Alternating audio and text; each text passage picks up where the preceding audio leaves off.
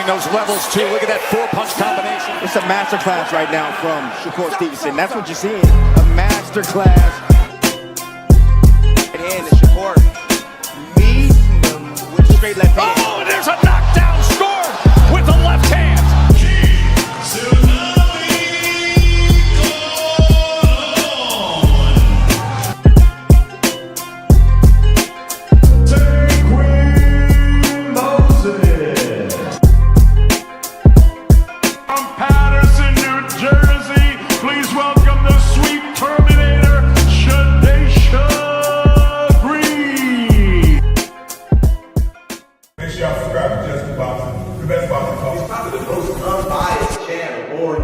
Right now, we're going to give him his just due. Shout out to my brother, Just Due.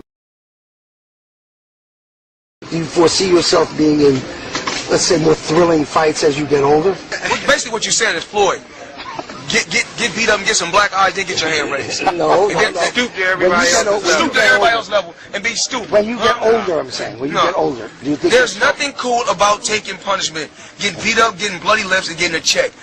The coolest thing I can do, I can dominate you, shut you out, and make crazy money, and go home and live with my family in a very, very comfortable and happy way. That's how I like to do it. Lifting weights and being strong doesn't win fights. Having great timing and being a very, very smart and intelligent fighter wins fights. I mean, I've been in there before with guys that was a lot bigger and probably hit a lot harder and a lot stronger. But Floyd Mayweather always has the remedy. Okay. Well, 37 opponents had a heart, and all of them came up short.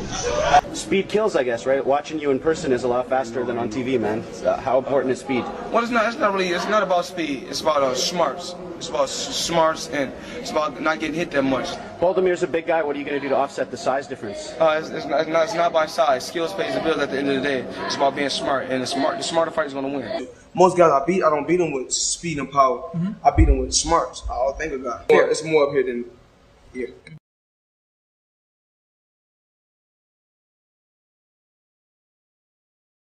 Bring the truth or tell on your ass what you doing or what you're not doing every single time.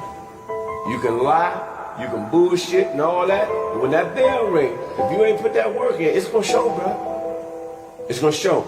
Not to mention y'all in a sport that can cost you your life. Literally, you can die in this shit. So if that's the case, man, if you're gonna do this, don't bullshit with it. If you don't really want it, say to yourself, keep it real with yourself. I really don't want this shit. I can't put the work in that it requires. Walk away. Ain't nobody mad at you. Go out there, you're young enough, you go get educated, get a skill, do something, man. But don't play with this, man. You can get killed in this shit, man. You want honesty? His channel. It throws real punches. Just Do Boxing gives you skills, heart, and culture. Straight up. I catch every drop on my lunch break. Can't miss it.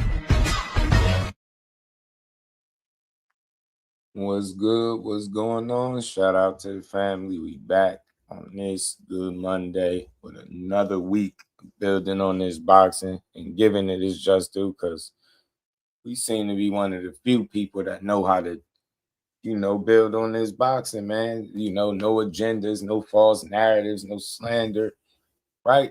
Just real solid boxing conversations building on this sport, man. We got to witness the GWOAT Shells do her thing this past Saturday, man. It ain't even been 3 days yet, and already, man, the amount of narratives and different things that came from this one fight is crazy, man. It's ridiculous. It's just when you think you've heard it all, you haven't, right? They glove tampering, rigging the fight, suspicious gloves, because she ain't take her gloves off. You know what I'm saying? And then to come to find out, if you'd have just did a little bit of homework or research, you would have just realized that, or you would have understood that she fractured her finger going into this fight. You get what I'm saying? She went into this fight with a fractured finger. She showed the proof of it. You see how big her finger was if y'all caught that short video I put out. So I don't know where all this where crazy suspicion is coming from, but she's never been known to cheat. And this is how I know that the boxing space is like getting to a weird time, right? Because you can't beat her. You can't beat her with the narratives. You can't beat her with the slander. You can't find nobody in boxing to beat her. So what do? We keep poking and hopefully something stick.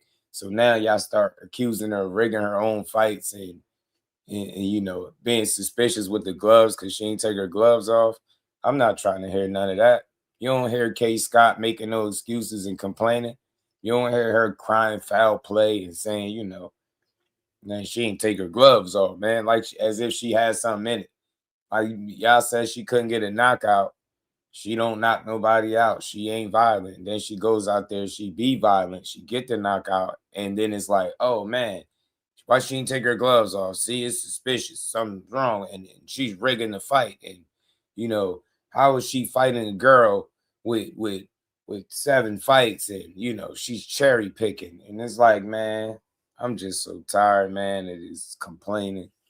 We enjoy this stuff too much to cry about the things that she do well, right?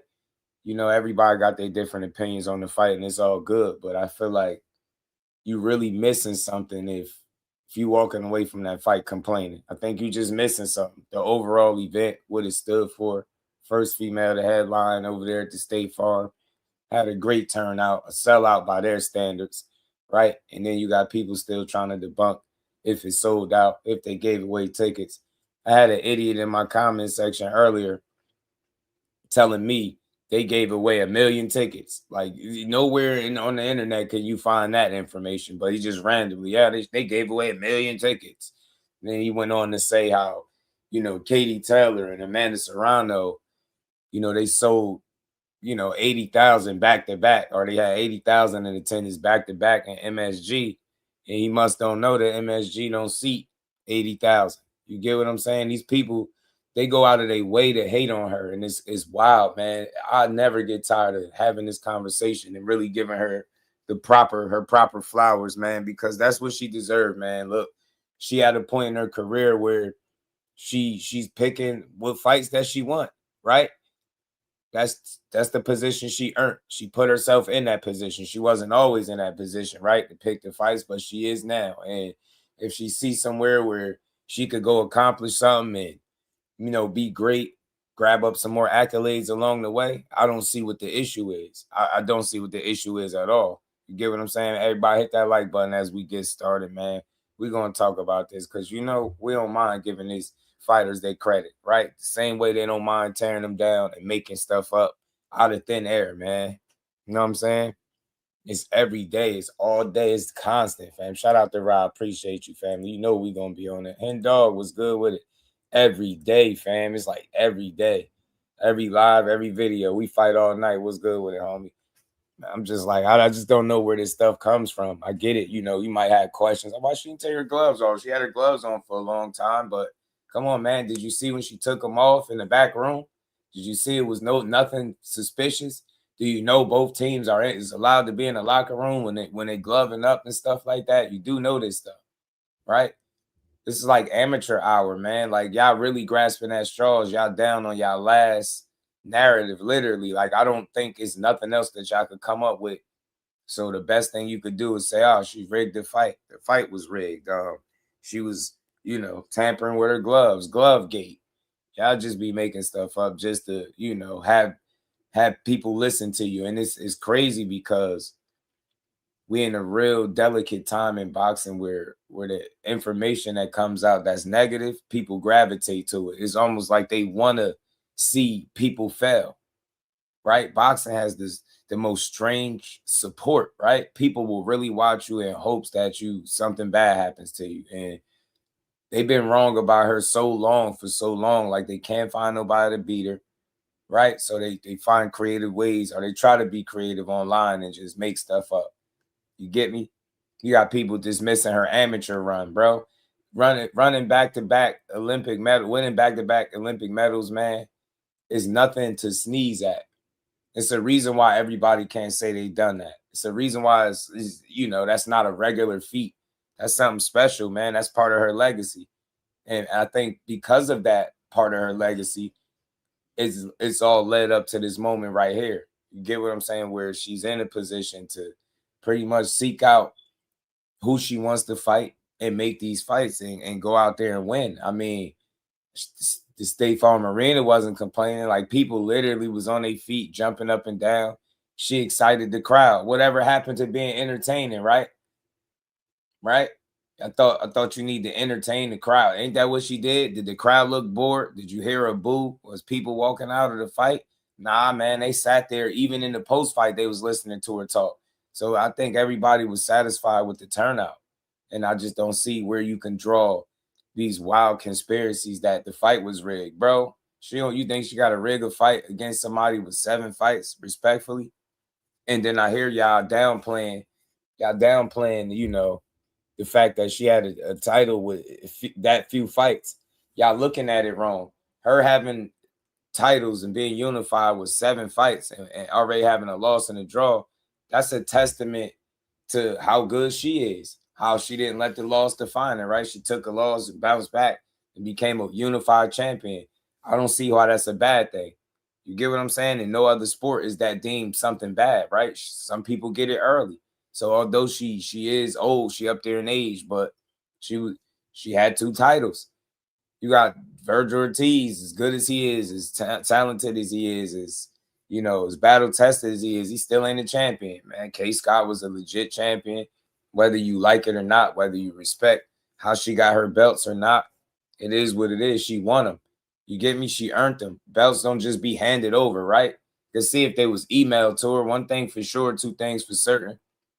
Claressa Shields, although she did win vacant belts, but if they was attached to somebody, she would have beat them and took them anyway. So it don't really matter, right? Like, you can tell people are grasping at straws because they running out of steam. They're running out of stuff to come up with. So they got to keep trying to give y'all something that kind of get you going.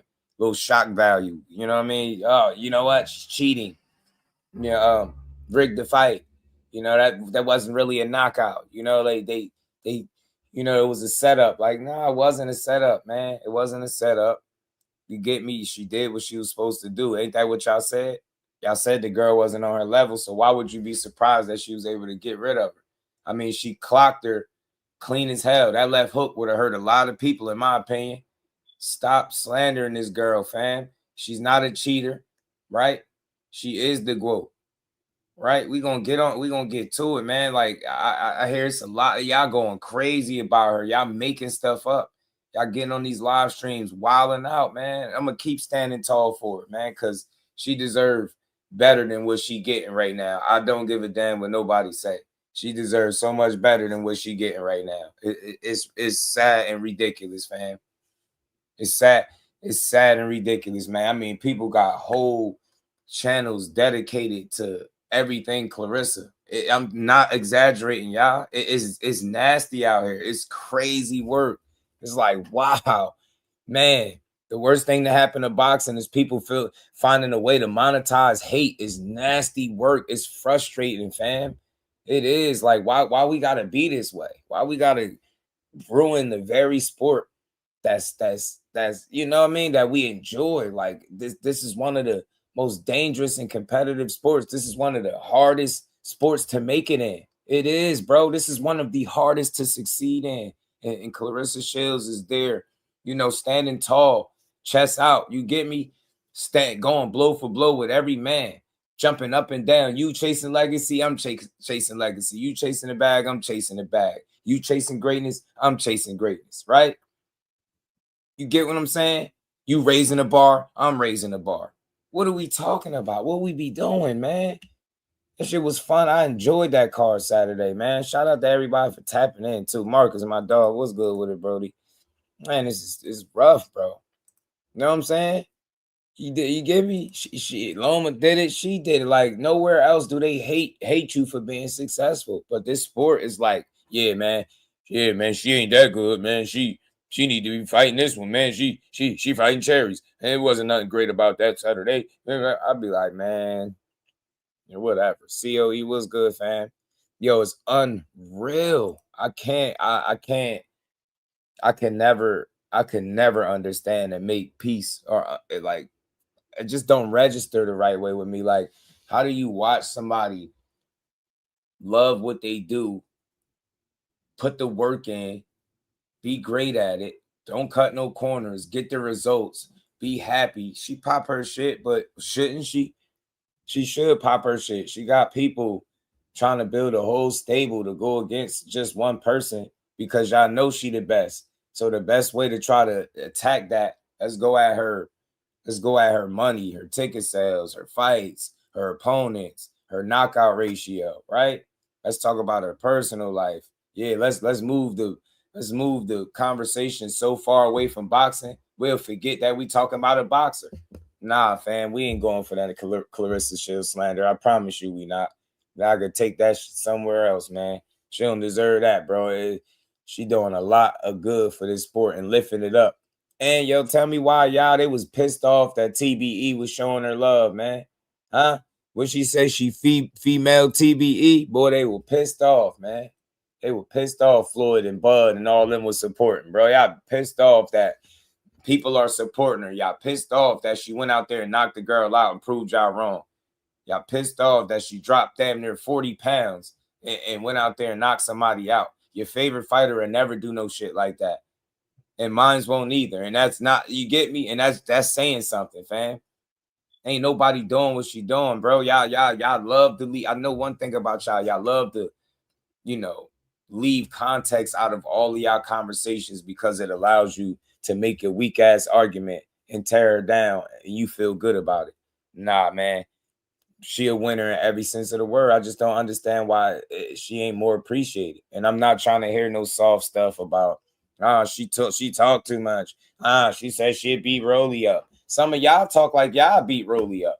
Soon she start talking, she wild, man. Y'all wild too, because Rolly would whoop one of y'all asses. You get me? I done heard people talk like they could beat Keith Thurman. She said she super crazy. You crazy too. You get me?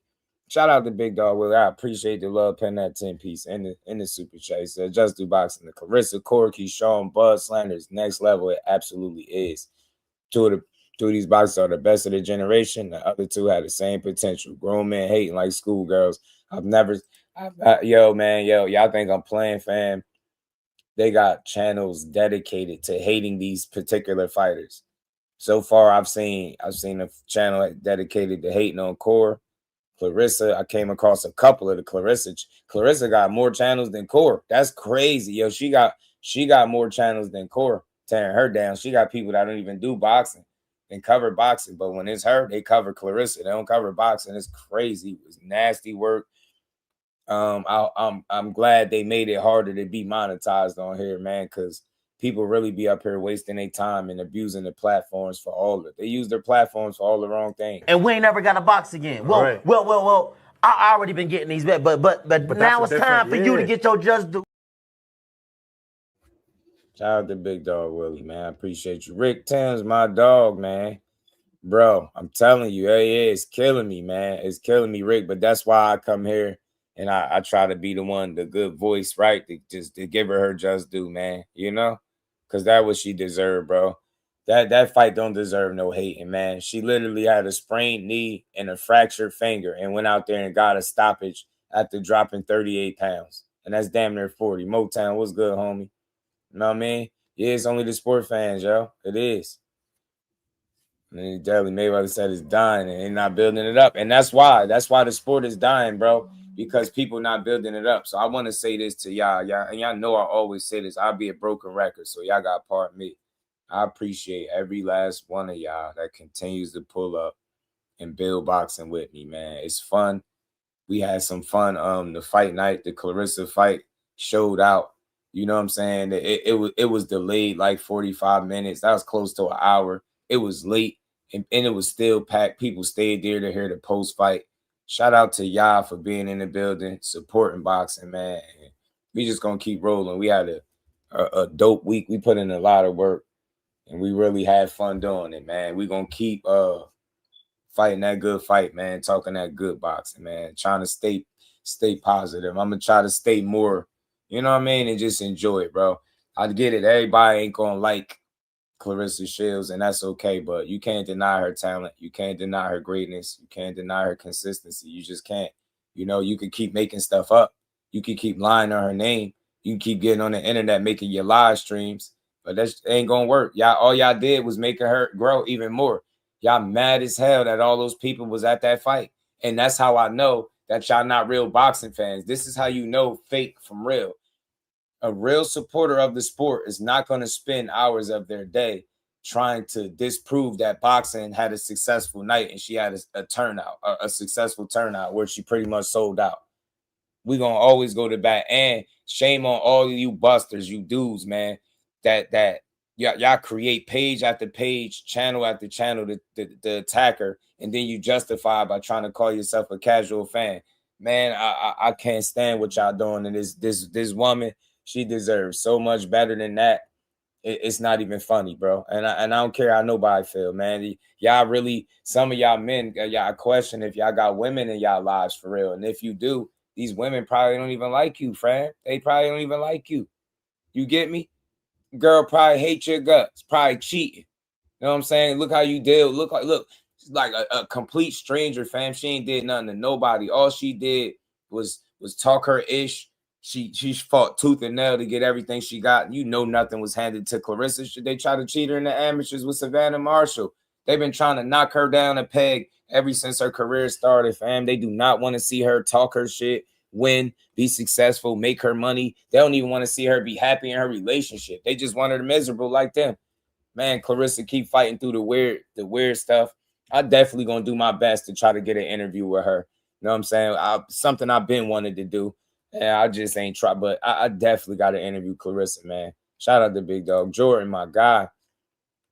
Said what? They calling Shields the new Don King. That's nasty work, fam. What's wrong with these people? Goodness, man. Shout out to the Clean Lisa. How you feeling today? Hope you enjoyed the fights, I meant to say. I was saying fans. Hope you enjoyed the fight Saturday. I hope you was able to catch them. So does you know what? She come down 20, 30 plus pounds and people don't say nothing about that. Yeah, but trick when fighters don't come down 3 pounds, make the bigger fight, make it make sense. Get what I'm saying, COE?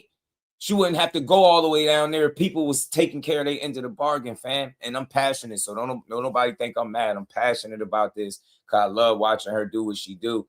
And again, she ain't going to be perfect, but her boxing record is. And it's going to keep being that. She's special in every sense of the word, fam. Told y'all before, man, if she was your daughter, you'll be bragging about her to the ends of the earth, and as you should. Shout out to the group, man. Still putting on for Flint, putting on for boxing. You got a whole machine against you in MVP promotions, and that shit ain't slowed you down a bit. You went up there, you pulled up to one of their events, slapped the taste out of the mouth of one of their fighters, with all due respect to Alycia. But that's what y'all get for trying to go up against her. Y'all can't do it. Y'all not going to be successful at it. Hold on, give me 1 second.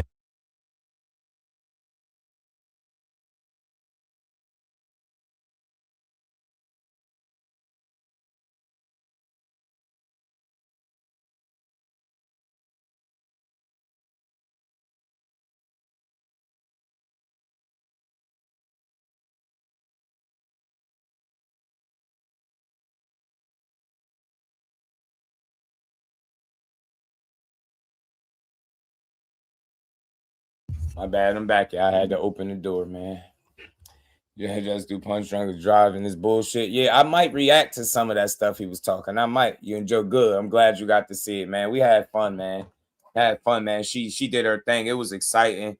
It was really good to see her win in the fashion that she wanted, man, and to see so many people have a problem with the fact that she was happy for herself. Like, what is she supposed to be? She in a gladiator sport, bro, where you fight for your life, right? You fight for your life. That emotion she showed at the end was real. I love to see it because it was like a buildup of all the stuff that she been going through. Y'all been hating on the girl. Y'all been talking crazy, questioning everything that's Claressa, and y'all continue to be wrong. Why y'all can't just accept the fact that she is exactly who she says she is? And you know why a lot of y'all can't resonate with it for a couple reasons. One, you don't know nobody. You never seen nobody be as successful and happy doing what they doing like her. She talk it, she walk it, and live it. Y'all don't like that. Y'all hate it. You get me? Y'all can't resonate with somebody that's that successful. You can't. And then on top of that, it just shows your disdain for the actual sport. You got a miserable approach out here going above and beyond to tear this girl down, and she just keep winning. Then y'all keep moving the goalposts. Oh, nobody cared that she had celebrities out there. Well, that's what y'all say about y'all favorite fighter. When he brings celebrities out, that's all y'all talk about. She brings celebrities out. It's all, it was Atlanta. I don't want to hear that. Get me? I don't want to hear it. I don't want to hear none of that. And y'all trolls, y'all ain't getting my attention today, man. We building, we staying positive today. Y'all not getting my energy. You don't like boxing, this ain't the channel for you. That's all I say. I'm going to start stalling y'all out a little more, too. I ain't being toxic. We going to keep building. Y'all weird. Shout out to Boxing Dad, man. Hit the like button. Hit the super chat, the cash app. You listening to real boxing right now. See what? My dog, man. Never accomplished nothing in their life. Don't know nobody that's nowhere near as successful what the GWOAT is. And y'all scratching your heads like, man, what? How could we attack her today? What could I say in a video? Hey, you got the ticket sales? Do you got a picture? You take a picture of the empty row. That's how bad y'all. You see an empty seat? Take a picture, send it to me so I can show it on live. Man, y'all down bad. We gonna enjoy this. Man. And we talking this real today, man. Unfiltered. Alycia Baumgardner, we love what you do in the ring. Amanda Serrano, we love what you do in the ring. Remy Martin, we love what you do on the microphone. You're a bad lyricist. You can rap your ass off. Amanda, you can fight your ass off. Alycia, you can fight your ass off. But you know what I don't respect? Y'all popping out in diss videos. Y'all look out of place. I'm not even gonna lie. I'm calling what it is. Y'all look out of place. Y'all look like y'all teaming up. It ain't working. Y'all making her bigger. That got a whole stable trying to battle her, man. Imagine trying to flex your whole stable and put your whole stable against somebody and can't none of them beat them. You know what I mean? You know what I mean? You get me? He said Remy Martin is crazy. I'm telling you, that's her damn name, Remy Martin. Remy Martin. We know you, Remy Martin. But yeah, man, shout out to you. But man, I don't care about the video. That's what it is between y'all. But the boxers, man, nice try, bro. Nice try, man. You know what I mean? That's the only thing y'all gonna do because ain't nobody gonna get in the ring and kick her ass. Ain't nobody about to get in there and do that. Ain't nobody about to get in there and do that. And I wish some of these people that have been, mad and arguing about what she's not, I want y'all to come talk to me. Once y'all come talk to me, I make y'all have an honest conversation, fam. Who is it she's supposed to be fighting? Who is it that you putting your money on to beat the GWOAT? Let me know. Let me know who these people she's supposed to be fighting to. Where they at? What planet do they live on? Are you sure it's planet Earth?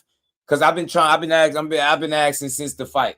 Y'all keep saying this competition. I need answers today about this magical competition that she's supposed to be fighting that she can't beat. Like, who are these people and what planet are they on? Krypton, Asgard, where they at? Wakanda? Where is these people at? At this point, y'all gonna have to try to build an AI robot to beat her. That's what y'all pissed off about. Y'all can't find a single. You can't find nobody. You like, man. You look at the landscape of boxing, it just make you sick to your stomach that you can't find a single soul to beat her. You like, man, huffing and puffing about the blow. Man, you know what I'm saying? Pissed off about the asthma attack. Nah, man, you just keep letting her win, man. She ain't fighting nobody. She needs to fight better competition, man. She's ducking all these girls. She's ducking smoke.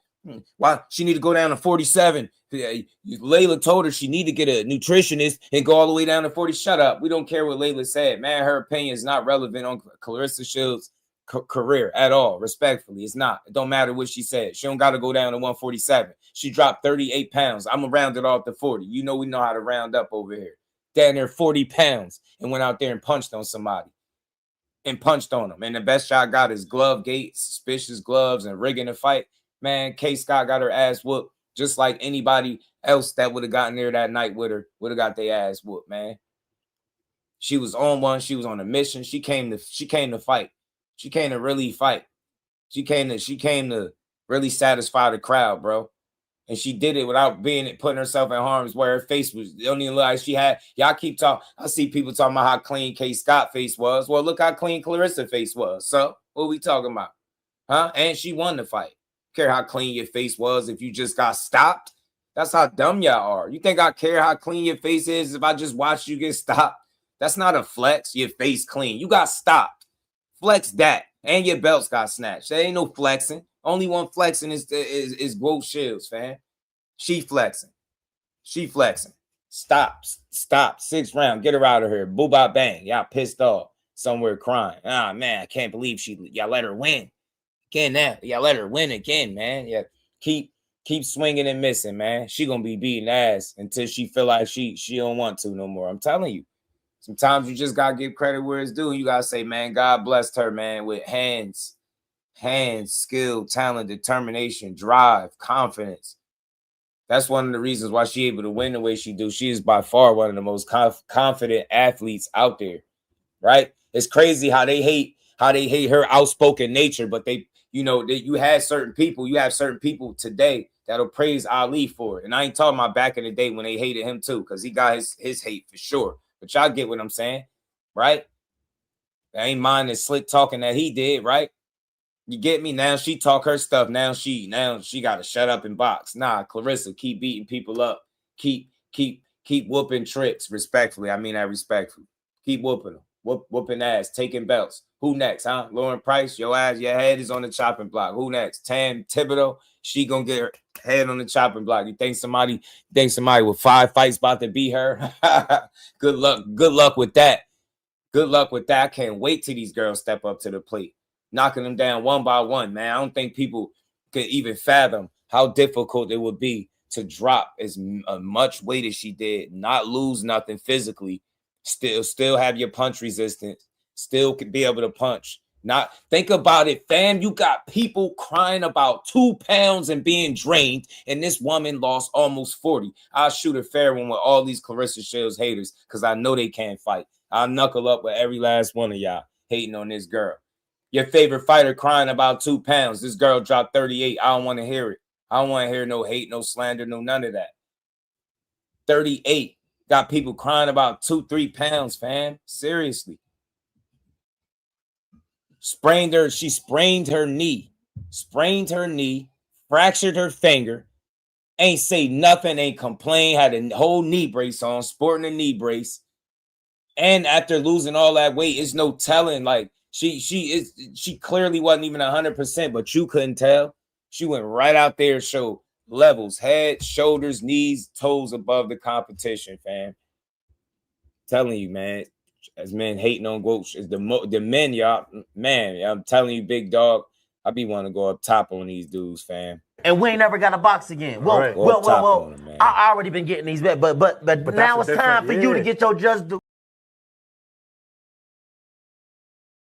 Right, she did. She had that hematoma quick. Damaris, what's good, homie? Shout out to COE, my dog. She been on their necks for years now. I'm telling you, bro.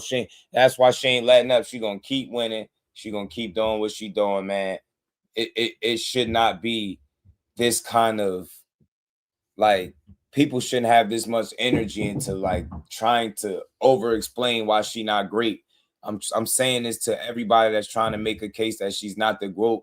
If she's not the GWOAT, then tell me who is, and don't dare tell me that a person that lost 3 fights to the same person is the GWOAT over her. Don't dare tell me that the person that's the GWOAT is a much smaller person that already lost when she tried to go up, right?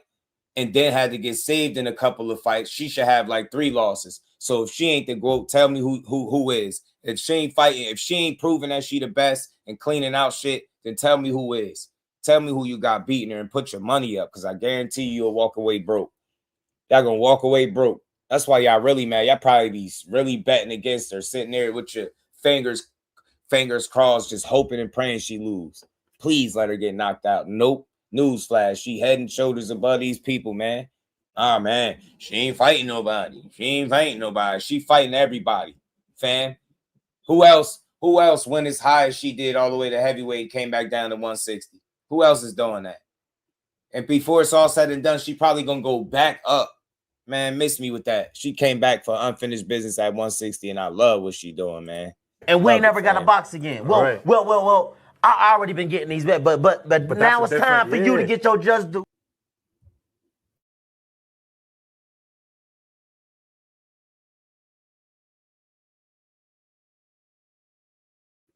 Shout out to my dog, man. 30 pounds, man. I'm telling you, 30 pounds drop. Nothing, 3 pounds is too much, right? It's 38 to be exact. Get me 38 COE. You feel me? 38 and dudes out here crying about 2-3 pounds, fam. Y'all out here talking about what's not great. Like y'all only see greatness. Y'all, it's crazy. Y'all call yourself real boxing supporters and diehard fans, but y'all don't even know how to fully assess a fight. You look at the level of competition or what you deem a low level of competition, and that's all you can see. You can't see all the battles that she fought. You can't see all the weight that she dropped coming from all the way up, right? Jumping right back into the mix with a unified champion. You get what I'm saying? Like, I don't understand that. You know how difficult that is, bro. I'm seeing people go down the next weight class and get beat up. Go up the next weight class and get beat up. Ask Katie Taylor. Ask Katie Taylor what it's like at them heavier weights. Because the first time she tried to go up there, what happened? She got beat. Claressa go up, and what happened? She keep beating ass.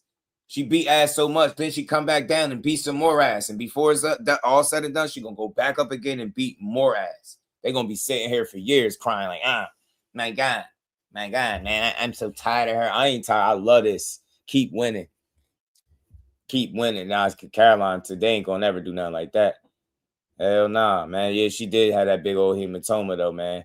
They did a good job, Lisa. They did a good job controlling it, though. They got it down after a while, but boy, she had a hell of a hematoma. Shout out to Maurice,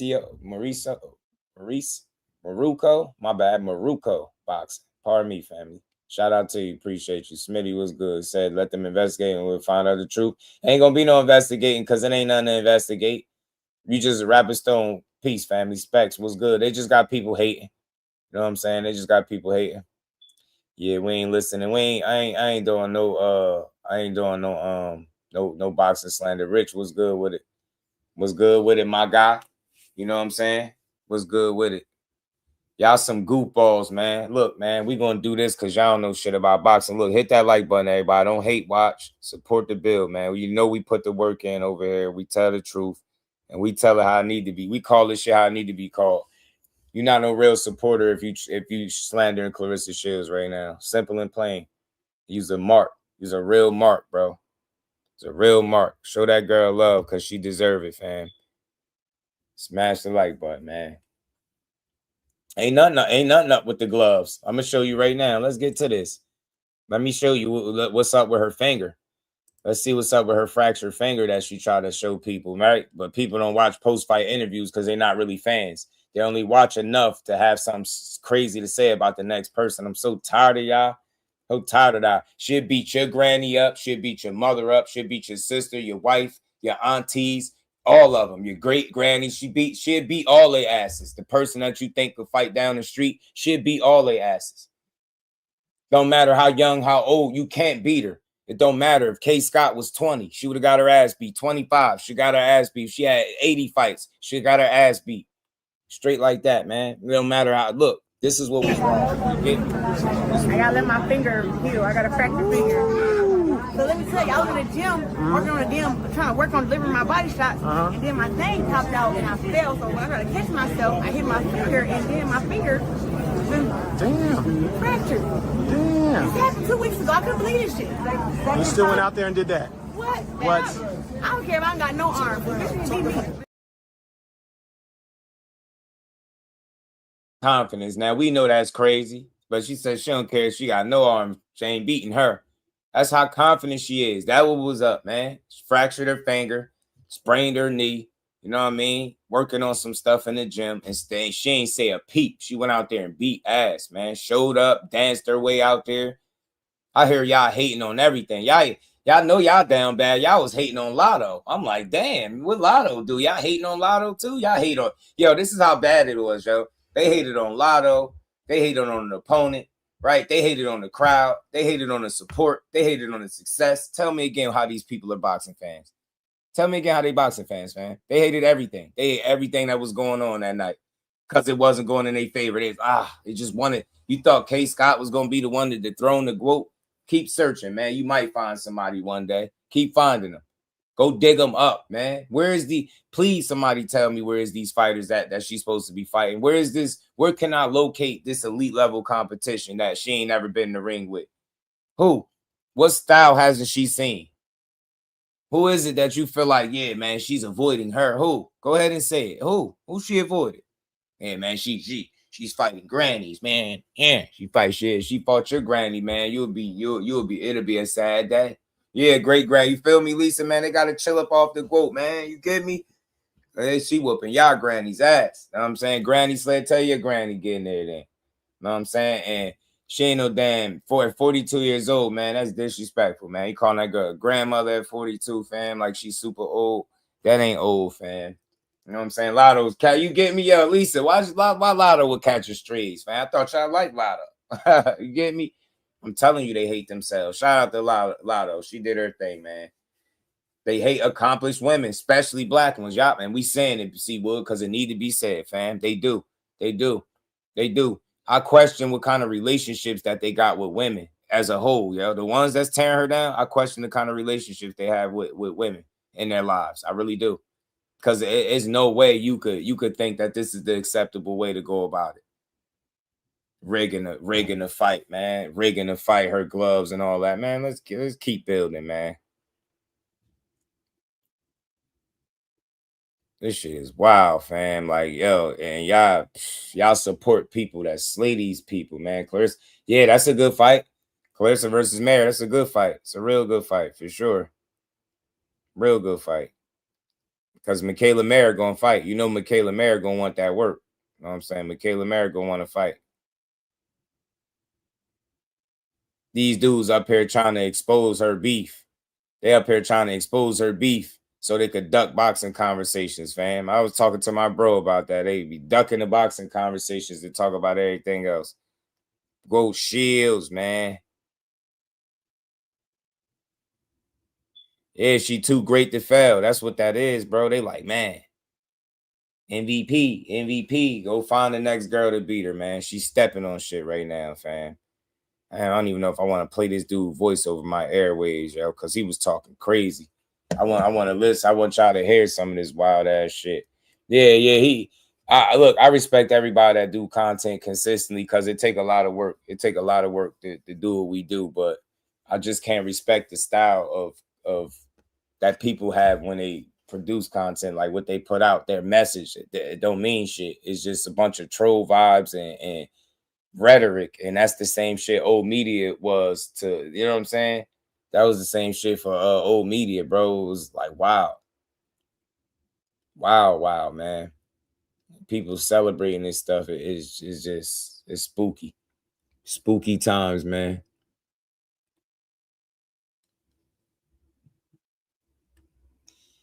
Hold on, let me see something too, man. It's just crazy, bro.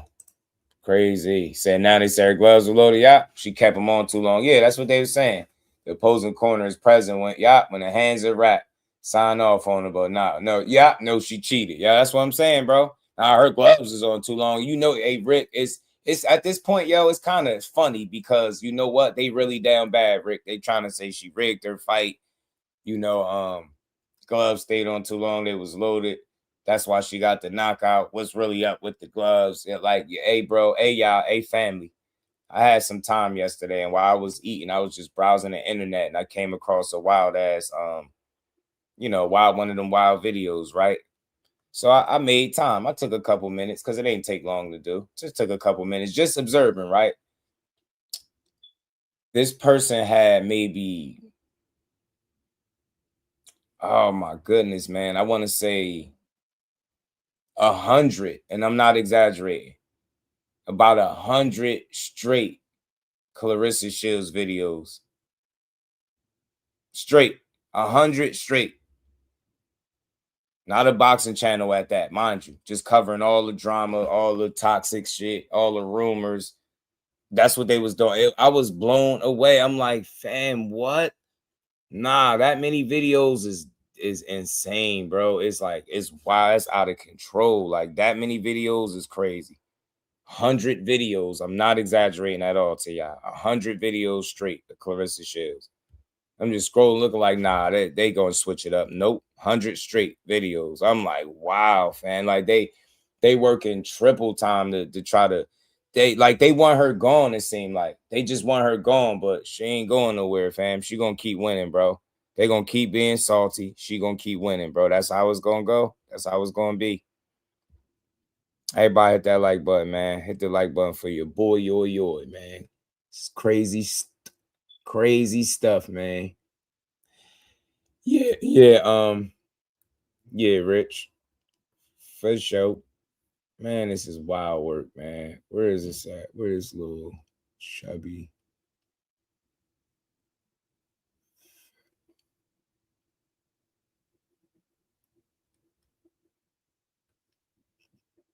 Well, I said, damn, boy, these people hate themselves for sure, man. They ain't no way you could like yourself. Dudes hate themselves, man. Like, this shit is crazy. Hold on, let me move this over. Said I'll be honest. It sound like hood champions whole pay. Yeah. He wild. He wild, fam. I was surprised to see somebody of that stature, like that age, right? At that point in his life, like switch up like that. I didn't think he would be willing to do that. But money talks, I guess, man. Integrity, they views over integrity for them. They like, they've convinced themselves that covering the sport that way is like perfectly fine. Like it's fair game. You know, there's nothing wrong with that. You know, she did it. You know, it's just part of the game. She don't want to be criticized. She shouldn't box. That's what they start saying when they start going left with the conversations. They try to justify with that. She should have thicker skin. I don't want to hear that shit. I don't want to hear that. I don't be wanting to hear it, fam. And look, man, they keep talking about two-tone. I keep getting these videos sent to me. Like, I heard, you know, we covered it shortly. He had got his account suspended. He made another one right back. And first thing he did. Disgusted. Let's be clear, chat. Claressa Shields looked horrible tonight. She was flat-footed. She was inaccurate. Her gas tank started to go. She had that funky dollar store knee brace on. She fought K. Scott, 42 years old, had a brain injury, 7 fights, national anthem trash. Lotto was uninspired. They were selling catfish plates. It was all kind of shit up in that motherfucker.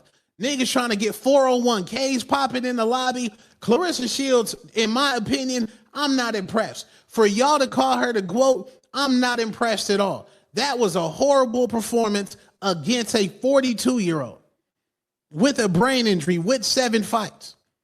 And I'm not even knocking 42-year-olds, but that 42-year-old was a 2-pack of ass. K. Scott didn't even deserve to be in that ring. I'm not gassing it. Niggas lying on the ticket sales. It wasn't no 16,000, nigga. It wasn't no 16,000. You lying, nigga. Mad videos. The whole shit's a shit show. And let me see if I still got that video of it. Oh, here it go.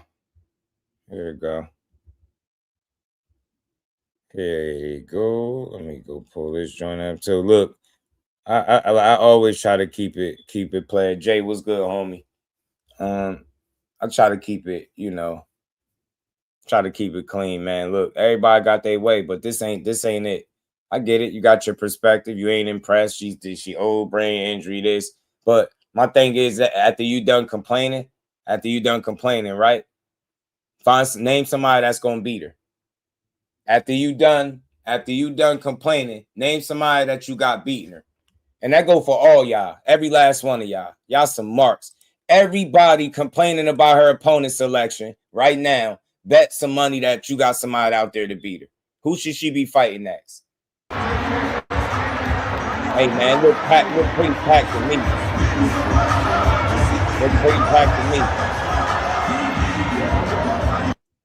Look pretty packed to me out there. I don't know, man. I don't know. Who cares, man? This was a successful turnout. People showed up. I said she only sell in Detroit. This don't look like Detroit to me. I ain't know the State Farm Arena was in Detroit. Y'all move the goalposts every single time. Empire, what it do? Every single time. It's packed out there. That shit looking like a tank fight. Now, that's what y'all don't want to say. That shit looking like a tank fight. Huh? Looking like a tank fight, fam. And she did it with somebody that people don't even know. What we talking about? She did close to the numbers that Amanda and Katie Taylor did. Amanda Serrano and Katie Taylor did. And MSG, she did close to those numbers there. State Farm Arena, that's what she did. And she did it without a great dance partner. They supposed to be the greatest matchup and the greatest trilogy in women's boxing and all this shit, right? Right? And she still did. They can't do this by themselves. Come on, man. So y'all keep trying to downplay her, man. Shout out to K. Scott, man, for accepting the fight, giving the GWOAT an opportunity to be great another day. That's what I witnessed greatness. I don't know what the hell y'all talking about. I know what y'all talking about, fam. Packed crowd to me. Look at it, looking like a zoo out there. Only a hater is spend all day trying to disprove this. You can't argue this. This ain't camera tricks. This ain't none of that, fam. That's success. That's what that is. Every event comp tickets. All sporting events comp tickets. Hers wouldn't be the only one, the first one, right? Your favorite fighter fight probably comp ticket. Maybe your favorite fighter ain't never been on this in front of this many people before. This shit is a big deal for boxing. This is a win. In no way, shape, or form is this a loss for boxing. So what? Let's say hypothetically, if it didn't sell out, why would that matter when you look into this crowd and you see all them people there? You cannot deny this. And they was standing up, fam. They was standing up. Do you think any of those people in the arena was complaining? Oh, man, K. Scott, 42 years old. Oh, man, she only got 7 fights. Oh, man. No, people, that's because they actually go to fights. You will have to be a weirdo to be at this fight complaining about what you watch.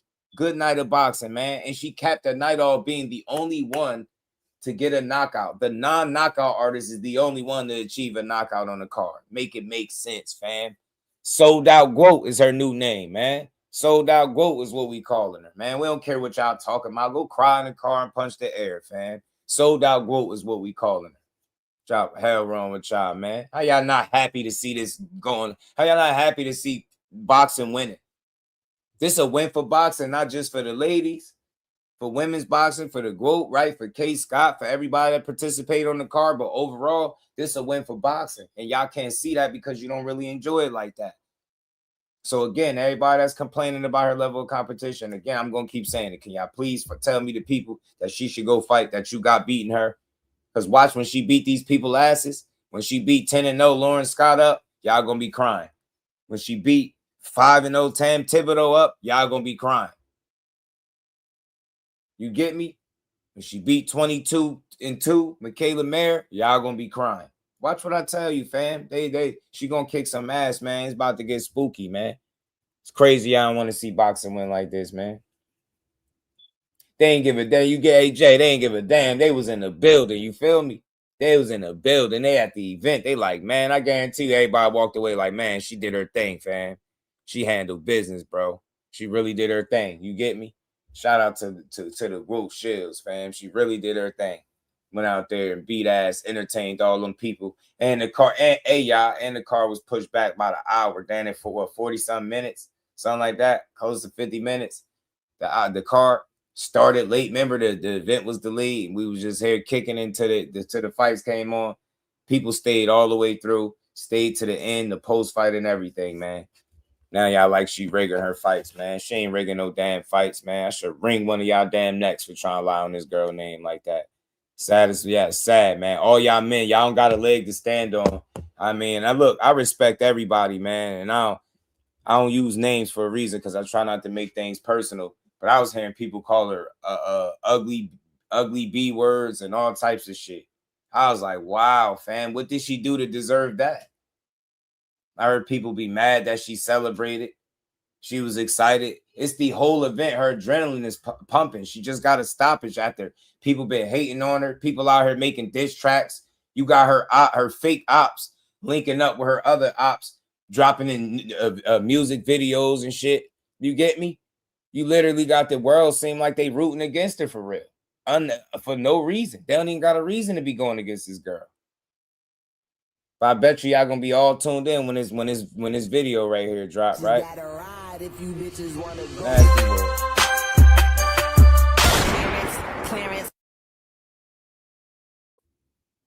Nasty work. Y'all teaming up. It can't stop her, fam. Hey, and look, this is the crazy part. Shout out to David Third Eye. How old is Amanda, y'all? How old is Amanda? And y'all gonna keep that same energy next weekend? Is y'all gonna keep that same energy on the 21st when she fight that 14-4 opponent. Amanda got 54 fights and she going for her 50th win. Is y'all gonna be complaining when she fight that girl with 18 fights, 14 wins, four losses, right? Y'all gonna be complaining because she got 54 fights over a person with 18. Are y'all gonna complain? She got more fights and more experience, far more than her opponent than Claressa did. What y'all gonna say then? Y'all gonna be complaining? Y'all gonna be in the Amanda comment section tearing her down? Y'all gonna shit on her win? When Amanda Serrano go out there and break Christy Martin's KO record because they alley-ooped her, the perfect opponent for her to get the knockout again, what y'all gonna say? Y'all gonna be talking about how fixed and rigged her fight is? Huh? Y'all gonna be crying about to MVP, how they feeding her cherries? You notice how Claressa, everywhere you look on the internet, is somebody talking about Claressa, whether it's good, bad, or indifferent. And again, it's not all bad, but they talking about her everywhere. Guess who fighting next week and they not talking about it? Guess who fighting next week and they not talking about it? Guess who out here making cameos and music diss videos and ain't got nothing to do with Claressa beef at all? Guess what two people doing that? Guess who got the taste slapped out of their mouth and the way they get back is talking about suing? Guess. Take a wild guess. Take a wild guess who's sitting in the car with Remy Martin looking out of place because that's not y'all scene. And low key, y'all thought that was a flex. Y'all sitting in the car together. Y'all should be trying to make a fight, but y'all won't. Y'all rather create this fake beef online with some small ass girls that Claressa Shields to beat up on the same night. She'd beat both of their asses on the same night, and I'm not joking. She'd beat both of them on the same night. Matter of fact, she'd beat the whole car up on the whole night. The whole video, everybody that was in that, she beat all of y'all up on the same night.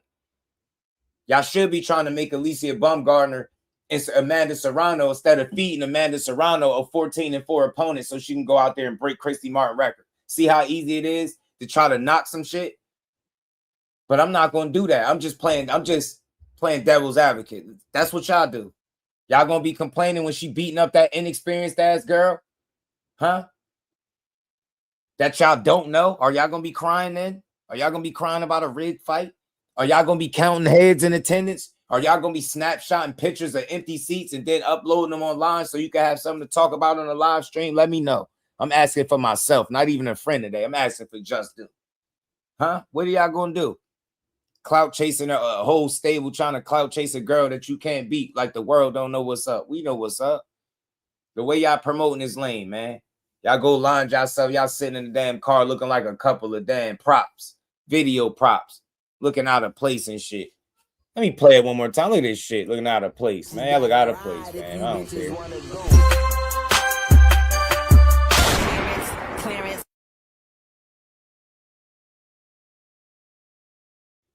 We don't get no damn. We don't get no damn. Meanwhile, you know what I'm saying? And look, I respect Remy. We don't care about that little beef shit, but I see y'all flexing. Remy is so petty. Remy is so petty. She's posted up outside the State Farm. She posted up. Guess who was posted up inside the State Farm? A sellout crowd. What's the real flex? What's the real flex? Posting up outside where nobody's watching. Everybody inside. Again, you could say, oh, when they come out, they're going to see it. Who gives a damn? But when she's in the ring, they all paying attention to that. Nobody's paying attention to the shit that's outside. Huh? They all locked in on her. And even when the fight was over, they still stood there and supported her. We don't care about no damn music video. We here for boxing, bro. She showed up and showed out, man. Video hoes. I'm telling you, they look uncomfortable. They look out of place, fam. Look out of place. Know what I'm saying? Yeah, facts to Nars. Let's see if the arena be packed like that. Let's see if y'all be counting heads. Let's see if she got the same star power that Claressa got to go fight this quote unquote nobody and do this and do these kind of numbers. Let's see it. I'm not knocking it. I just want to see it.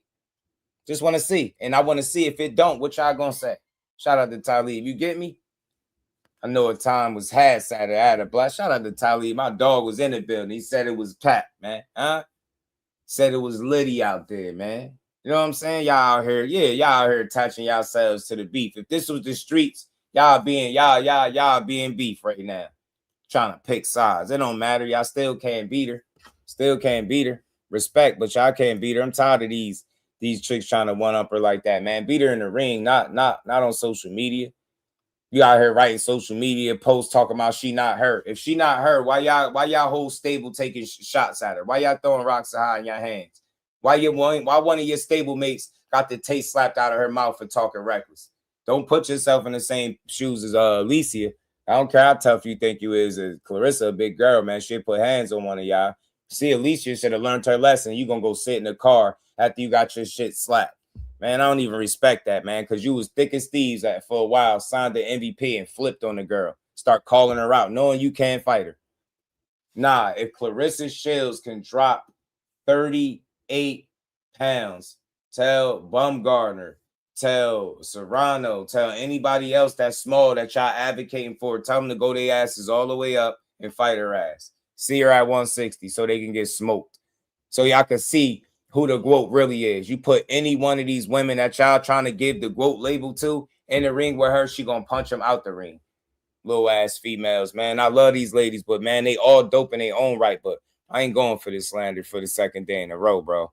Second day in a row, she been beating ass. Y'all asses is mad as hell, man. She gonna keep winning too. Rigging the fight, man. Let me see. Maybe I'll play a little bit of this. Everybody hit that like button, y'all. We gonna keep getting to this, man. It's just nasty work, fam. Big dog, I appreciate you, homie. He said Claressa is one of our own too. It's effed up. Yo, she definitely one of our own, fam. And it's like, nah, man. I heard people calling her ugly bees, and man, I'm like, fam, what did she do? Why are you even mad at a successful turnout for boxing? Right? She literally chased all the way up to heavyweight, chasing the smoke. Beat some of them girls up, seen another opportunity at 160, says, you know what, I'll come down here, have some more fun. That's a hell of an athlete, fam. That is one hell of an athlete, if I don't say so myself. That is one hell of an athlete, fam. And like Big Dog said the other day, man, we should be glad to have her, real talk. You know what I'm saying? And we ain't never got to box again. Well, right. well, I already been getting these bets, but now it's time for you to get your just due. Facts, fam. How she getting more love than the person that won? How she getting more love than the person that won? You know how? Because people don't like her. They don't like themselves. Shit crazy, fam. I'm telling you. Nasty work. How they celebrating the person that got beat up, stopped, and saved by the referee. You know what I'm saying?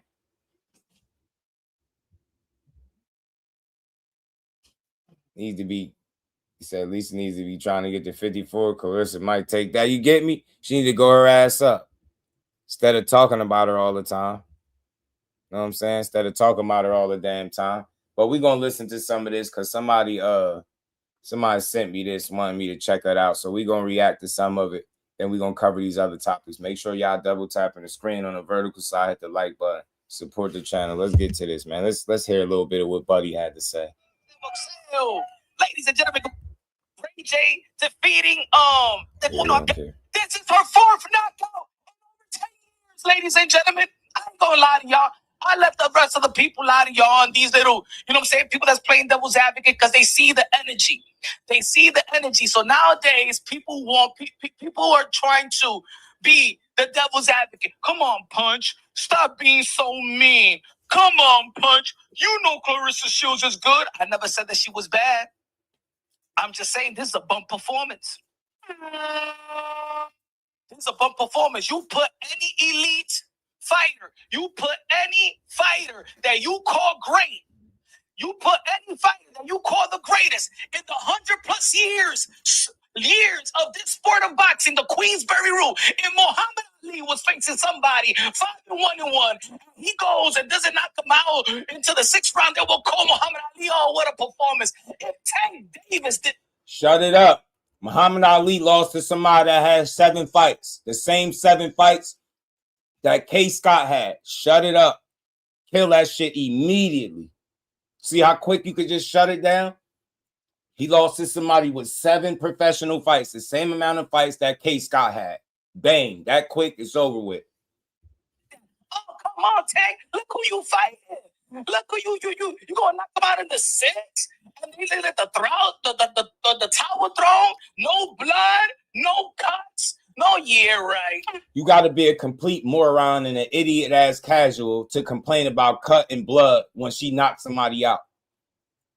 She legit caught her with the cleanest left hook that you could see.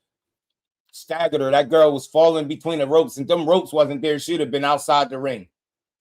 Leon Spinks, facts. Shout out to Tanars. You get what I'm saying? I ain't mean to say somebody, like, I knew it was Spinks, but you get what I'm saying? He lost to somebody that had 7 fights, bro. Like, get out of here. And he still looked at as the greatest. Don't nobody give a damn about that loss. Who cares? He's still the man. We ain't trying to hear that. He did that. Oh, Tio did that. Oh, if Shakur did that. And Terrence Bud Crawford. If you comparing her to men, that's disingenuous, period. Compare her to the other women. The fact that he's comparing her to men and don't nobody see what he's doing, it says everything about Claressa and nothing about him. Nothing about him.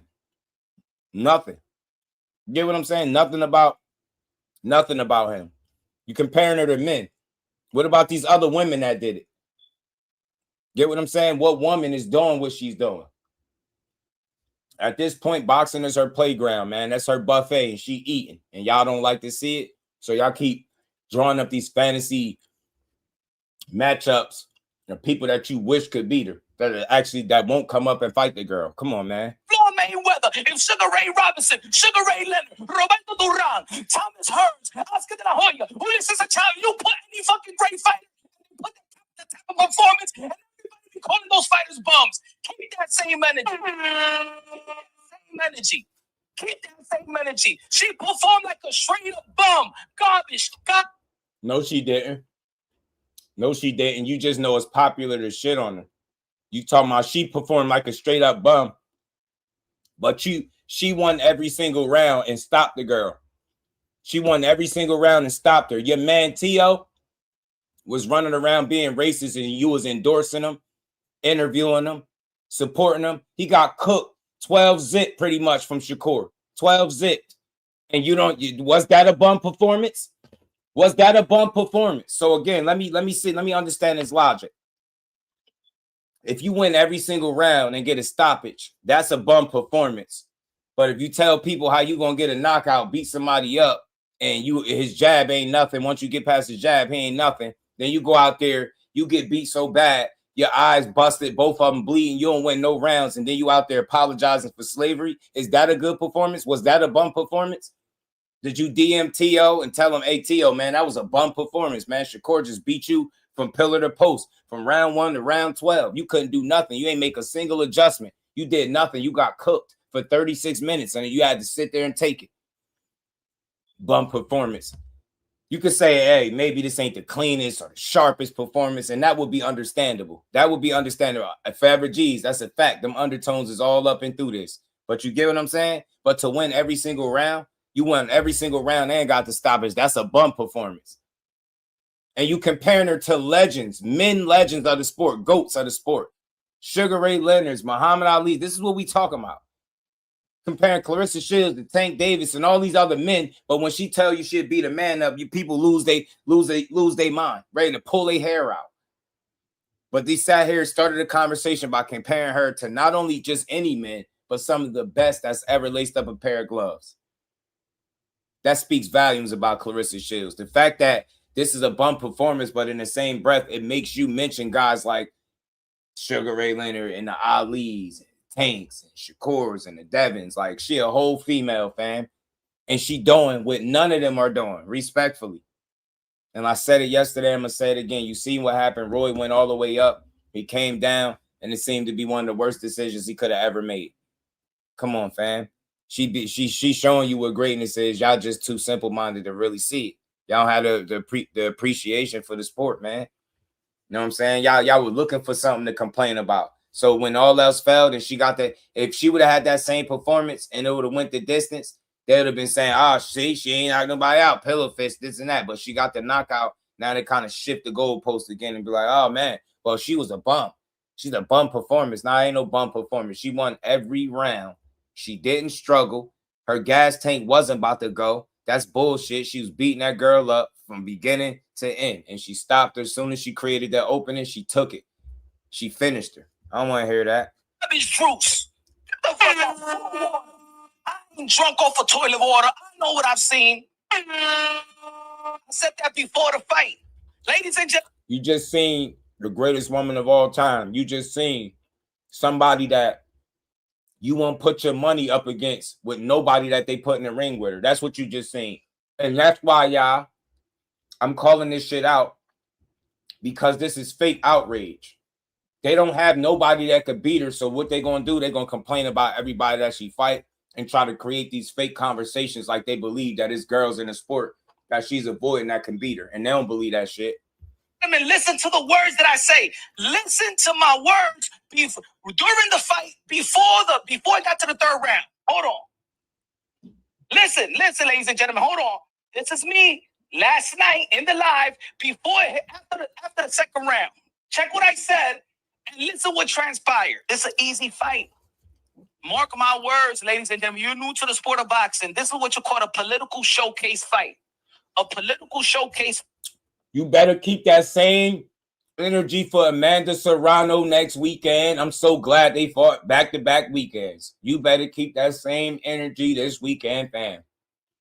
Friday, should I say. Friday, matter of fact. Yeah, Claressa fought on Saturday. Yeah, she got her 21st Friday. You better have that same energy, because they literally threw her an alley-oop off the backboard wide open to slam dunk this girl, knock her out, and break Christy Martin's record. What do you call that? What you call that? She got 54 fights and fighting somebody with 14 wins and 4 losses. What you call that? That's not cherry picking? What's that? Fighting the toughest competition. Meanwhile, instead of fighting Alycia Baumgardner, a fight that people will want to see, y'all in the same promotional company, it'd be easy to make the fight. Y'all rather sit in the back of a car and diss track videos and beefs that y'all ain't got nothing to do with. You rather sit online and just throw rocks and hide your hand, talk crazy in little posts, make little indirect statements and laugh it off. And can't none of y'all beat her. Tired of y'all, man. Y'all could team up all y'all want, but that shit ain't changing nothing. You still not a better fighter than her. It's fine. All Shanae Shields have to do is throw a flurry and Shanae Shields got racial undertones too. I don't care what nobody say. Give the referee that excuse to step in and say it's a TKO. She don't even have to be buzzed. K-Scott don't even have to be buzzed out. She don't even have to be buzzed out. Just throw some flurries unanswered. Throw a 6 to 8 punch combination. Now here, boxing coach. Unanswered. The referee is going to step in and call it. This is a showcase fight. Nasty work. I just want to know, is that fight next weekend on the 21st a showcase fight? I really want to know. I truly want to know. I really want to know. Y'all heard what I said, right? Y'all heard what I said, right? Y'all heard what I said, right? What happened? What happened? How did they stop the fight? As a matter of fact, in my opinion, they stopped the fight because she got hit with a left hook from hell that sent her staggering into the ropes. That's how she got hit. That's how. That's how she got hit. Yeah, maybe this asshole don't know where he at, but I'm gonna show him today. I'm gonna show you today, fam.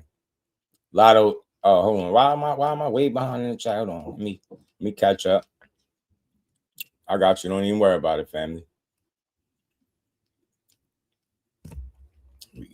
Damn, I didn't realize it's this far behind. Shit. Yeah. Mm-hmm. Okay. There you go. Yeah, the next one is gonna be your Uber, fam. All the towels was thrown. All the towels was thrown. That means 3 motherfuckers threw the towel. You can't tell me that simultaneously the head coach, the one that is capable of throwing the towel, went like this. Wait. 3 towels was thrown. That motherfucker went like this. Remember what I said. Only one person can really throw the towel, and that is the head trainer. You telling me he took all the towels? What? I said, this is a political showcase fight. I said the only thing that's missing from Claressa Shields' in-ring performance that she gets ridiculed is TKO. It's knockouts, right? I said this was going to happen, but this should have happened before the third round. This should have happened before the third round. So I hate when people tell fighters when they should knock somebody out. She knocked her out when she presented the opportunity, when she created the opportunity. She seen it and she took it. Kay Scott was in really good shape. You heard what Claressa said. She was strong. The girl just cut 38 pounds. She worked it out. She figured it out and got this shit done. How could you complain about that? There's no way you could walk away and complain. She should have got it done in 3 rounds. Shut up. She got it done in 6. And you should be shutting up. Because I'm pretty damn sure before the fight, you probably wasn't saying nothing about no stoppage. Get out of here. Now she stopped. No, she was supposed to do it in 3 rounds. She'd have stopped her in 3. You would have said she was supposed to knock her out in 1. I had a dummy in my comments talking about she was supposed to knock her out in 1 round. Then the dummy went on to say how MSG hold 80,000. These people be so lost in this boxing space, it's not even funny, bro. Ladies and gentlemen, we all saw Kay Scott all happy after the fight. I'm going to vacation. I'm going to California. This is Kay Scott after the fight. Hold on, give me a second. We ain't see no blood yesterday. We ain't see no cuts yesterday. We didn't even see Kay Scott go down yesterday. We didn't even see Kay Scott go down yesterday. Right? Right? Mac, hold on, give me a second. This Kay Scott. This is her today. I didn't even know you had a fight last night. Listen, y'all listen to what I said. We don't know Claressa had one either. Right? Y'all listen to what I said. I don't want to get flagged. This is a disclaimer, the zone. Disclaimer. This is for educational use purposes. For educational use purposes. Let's slow it down right quick, ladies and gentlemen. Let's slow it down right quick. Y'all heard what I said yesterday. You got to throw a bunch of flurries, and they would just stop the fight. Let me know if y'all know how to count. Are we good? In the chat. Stop looking. Fuck out of here and get the fuck out of Georgia, damn it. They can play me for goddamn overtime around here. You ready? Goddamn, bro, goddamn, I want to get out of here. Yeah, but you doing all of that, but it's her team that threw all the towels in. It's her team, so your problem should be with the team. Corny as hell, and your whole conversation got hella racial undertones. You goofy as hell, and that's why people be calling you out. Weak as hell, man. I'm sick of y'all, man. Y'all bad for the sport. Y'all get y'all channels, y'all build y'all audiences, and then y'all destroy the very sport that you lie to your audience while you build and telling them you love. I'm sick of y'all. Y'all some fucking frauds, man. It's so many of y'all out here. So many of y'all are frauds. When y'all on the come up and y'all growing, it's all about boxing and you loving the sport. The minute y'all feel like you got an audience, now it's like, let me start tearing people down. Let me start attacking people. And then you're a grown-ass, goofy man attacking a woman for being successful. You don't know a single soul in your family that could do anything remotely competitive with Claressa. She probably would beat your ass. That's how real it is. Yeah, y'all some weird ass. Y'all some suckers for real, man. Some of the softest men that this earth ever created is in this boxing space. I swear, you got a whole internet full of soft ass weirdos that probably don't got no females and they like probably got bad relationships with any female they come across. That's why they sit up here and do this shit. Ain't no way as a man you're supposed to be comfortable talking this crazy, this bad about somebody that's successful. That makes you a hater. I don't give a fuck. Fuck your opinion. Because that's when they're going to try to justify, it's just my opinion. Everybody got that. Nah, your opinion ain't shit. Don't mean shit. Some of y'all don't need opinions. Y'all should just shut up. Same way y'all want her to shut up and box. Y'all should just shut up and watch. Shut up and watch what greatness is. You fucking watch Teofimo get cooked by Shakur Stevenson. You watch, and I guarantee you sent him a heartfelt message and told him to keep his head up. But today, we supposed to be slandering Claressa Shields for dominating the fight and getting a stoppage that y'all said she wasn't going to get.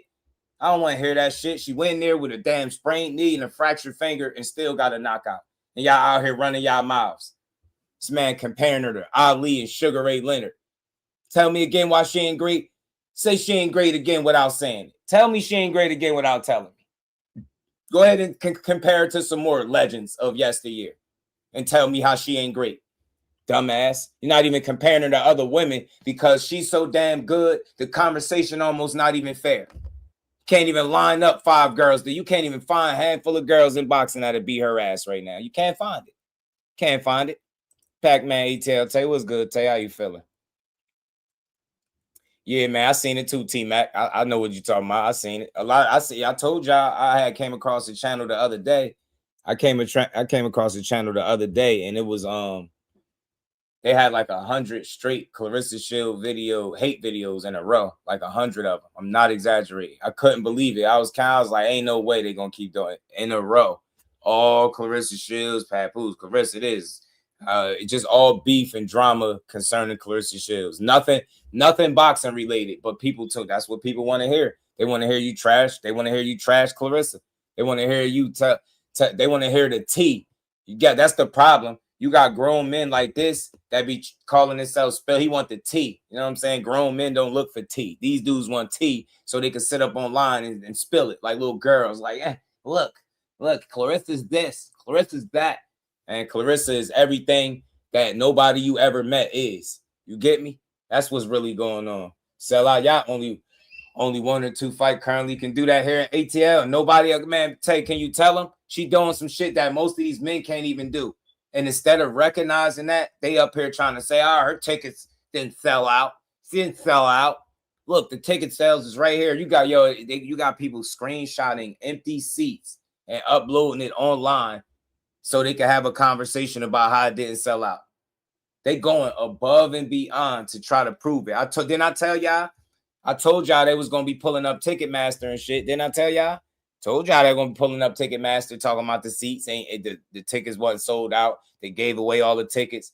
Dude in my comments said they gave away 1 million tickets. 1 million, fam. 1 million tickets is nasty work. 1 million tickets is crazy. You know what I'm saying? 1 million tickets, man. Yeah, he was supposed to delete it, man. But this the same dude that faked the car accident for money. So what could you expect from a con artist?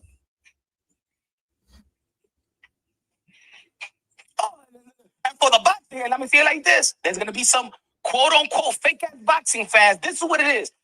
Anybody that wants to disagree with Punch or people that has the same logical sentiment as Punch Drunk, shout out to all the boxing content creators. And Nothing you said since you opened your mouth been logical. Y'all got to stop doing that. Y'all got to stop doing that. If you can't talk boxing without tearing it down, you're not a content creator. You just a dude with a microphone and a mouth, a pair of lips. Get what I'm saying? Stop trying to call yourself content creators, man. Y'all not creating content. You creating slander and hit pieces. That's not content, fam. That's sucker behavior. You got all this crazy energy to talk about a woman that was successful. Where's all this energy at for Teofimo Lopez that got cooked in front of the entire world and apologized for slavery? Where's your videos on that? Telling him that was a bum ass performance. Where the videos at? Where the videos at telling him how bum of a performance it was, right? And he better win on the 22nd. He better win Saturday. He better win Saturday. I would love to see the energy you're going to have for this guy if he lose again in back-to-back fights and getting cooked. Especially you get cooked by Rolly, a guy that people say he's supposed to beat. We're going to see. Now, I'm telling you facts. That's what they doing, Dub. They monetizing off the hate. They monetizing the hate, fam. It's the weirdest shit I've ever seen. This is what it is. This is what it is. I'm going to tell you the truth. See, we're content creators, right? I'm a boxing fan.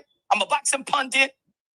I got my credibility. And ladies and gentlemen, not only do I have my credibility, hold on, let me take this. Let me zoom this. Not only do I got my credibility at being a boxing content creators, I work the corner in Florida with Henry Cedeño La Bozuca Martinez.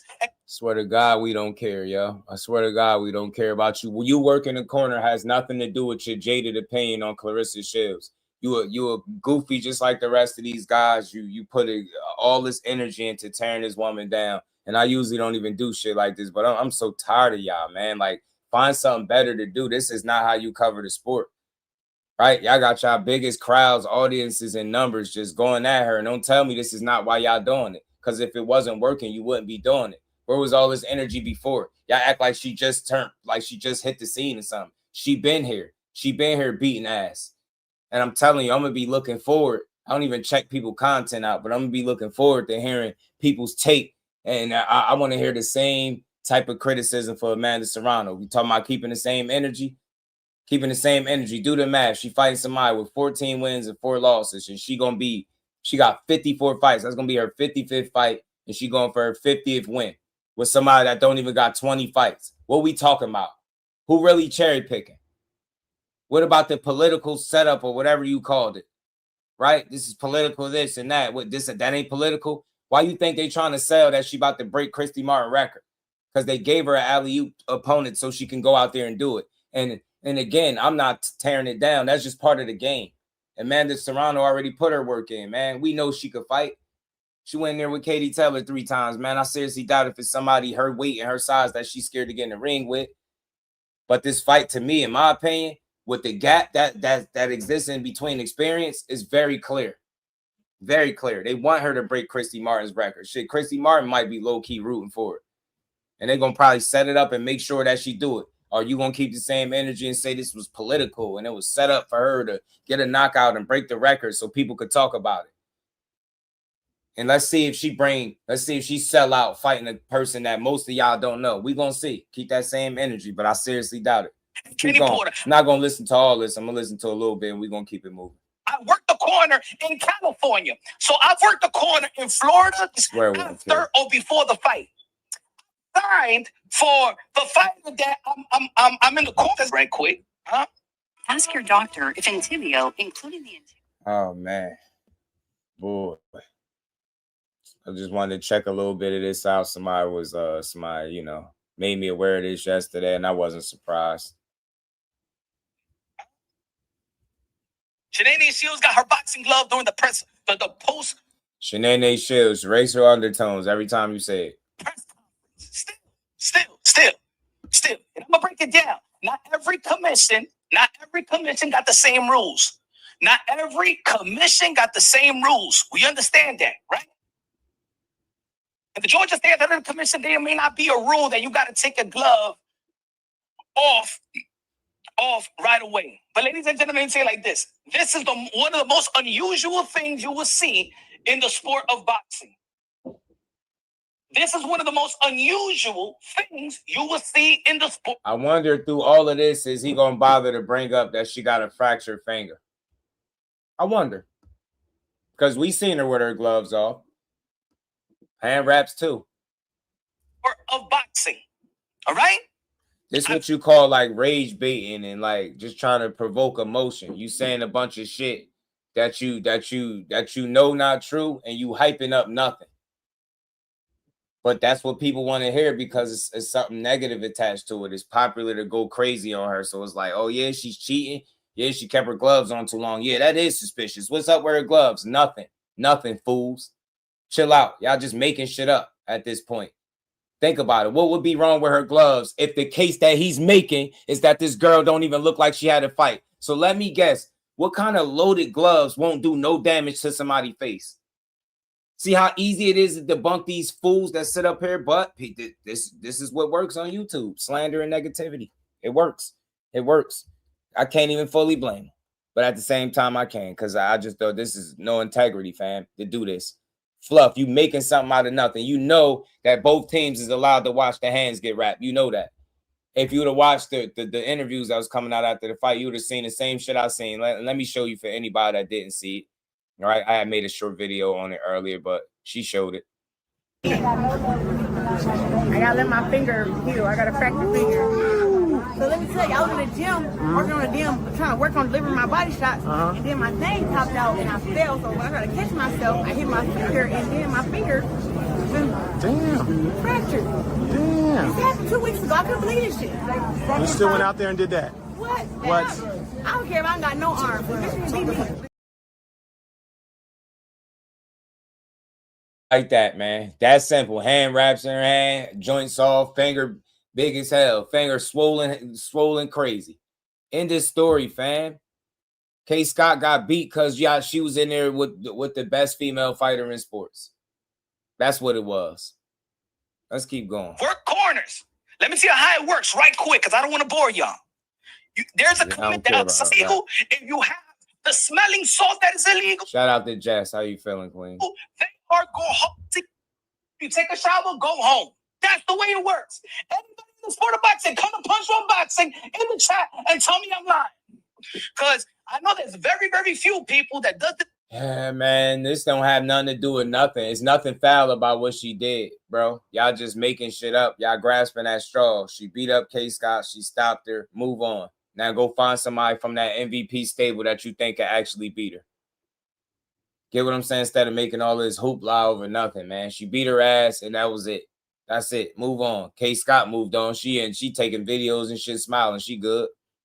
But again, shout out to you, Jess. If her gloves was so suspicious, if something was wrong, if they was loaded, if she tampered with them, why is K. Scott got a clean face? Why ain't nothing wrong with her? I mean, she did have that hematoma, but I think she got clocked really clean. But her face clean as hell today. So again, it was no foul play.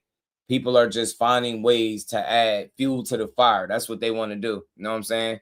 They want to add fuel to the fire. They want to create these like rage baiting type topics to get everybody arguing with them about shit that they know ain't true. Shit ain't true, fam. Shit ain't true, man, at all.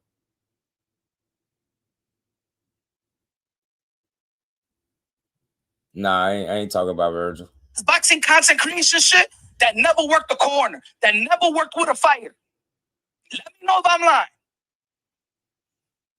lying. I'm going to say it again. It's highly unusual for a fighter, a boxer, to still have their gloves during post-fight conference. Now, every commission is different, but that's very, very unusual. That's all I'm saying. Fuck it being unusual. Just say what she did wrong. Did she do something wrong? You just sat here and talked about how clean the girl face was. That's an indication that it was nothing going on. Maybe she just kept her gloves on long. But people make something out of nothing. At the end of the day, you got a good show. You got a knockout. You should have had the zone package already. You should shut up and enjoy the show. And go cry about why she ain't fight somebody else that you know she gonna beat when they fight. That's all I'm saying. It's very highly unusual. Yeah, you already know. I seen it, Reef. I was on it. Shields get tested. I'm gonna give the benefit of the doubt that she did get tested because I did see when she was in the club last night, she had a Band-Aid. She had a Band-Aid, I believe, in her left arm, right arm, or whatever. So that see, like at the end of the day, certain stuff like that, even questioning, oh, I seen a Band-Aid, so she got tested. Like, bro, why are we doing this? That's not even in question. Nobody in boxing is questioning this, but this man. Let me check. Telling me, okay, she did get tested. But what took so long? What took so long for the gloves to come off? Hey, let me tell you like this: you ever box, ever train? If you ever, folks, if you hit the heavy bag for like 6, 7, 8, 12, 10 rounds, the first thing you want to do, please take the gloves off. Please. Fighters hate it. They don't want to get, as soon as the bell rings, take them gloves off, man. Take them gloves off, the tape off. Woo! Woo! You feel me? This is what you call wasting people's time because you saying all of this. You saying all of this to say absolutely nothing. All this hoopla, and you can't point out and highlight nothing she did wrong. Oh, it's just highly suspicious. All right, beyond your suspicion, what she do?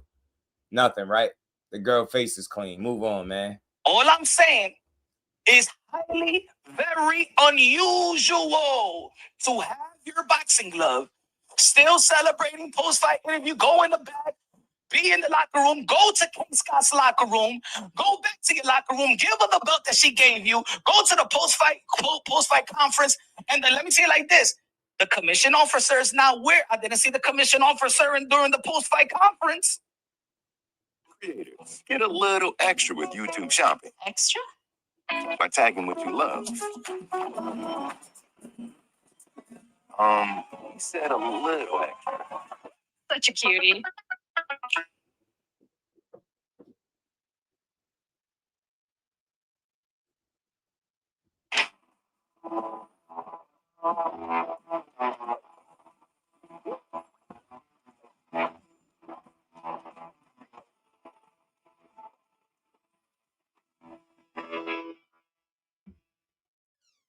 My bad, y'all.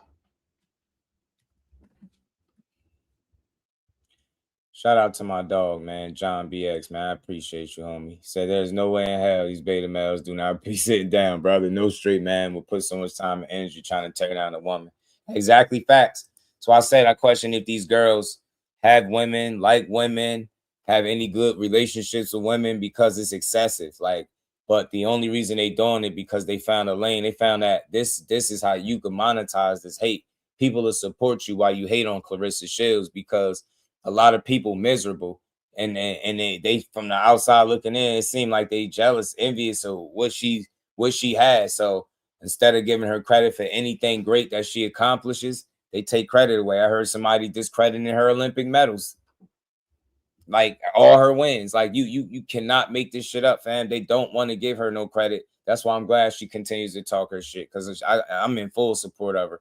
I just can't respect these men and how they choose to cover it when it's time to talk about it.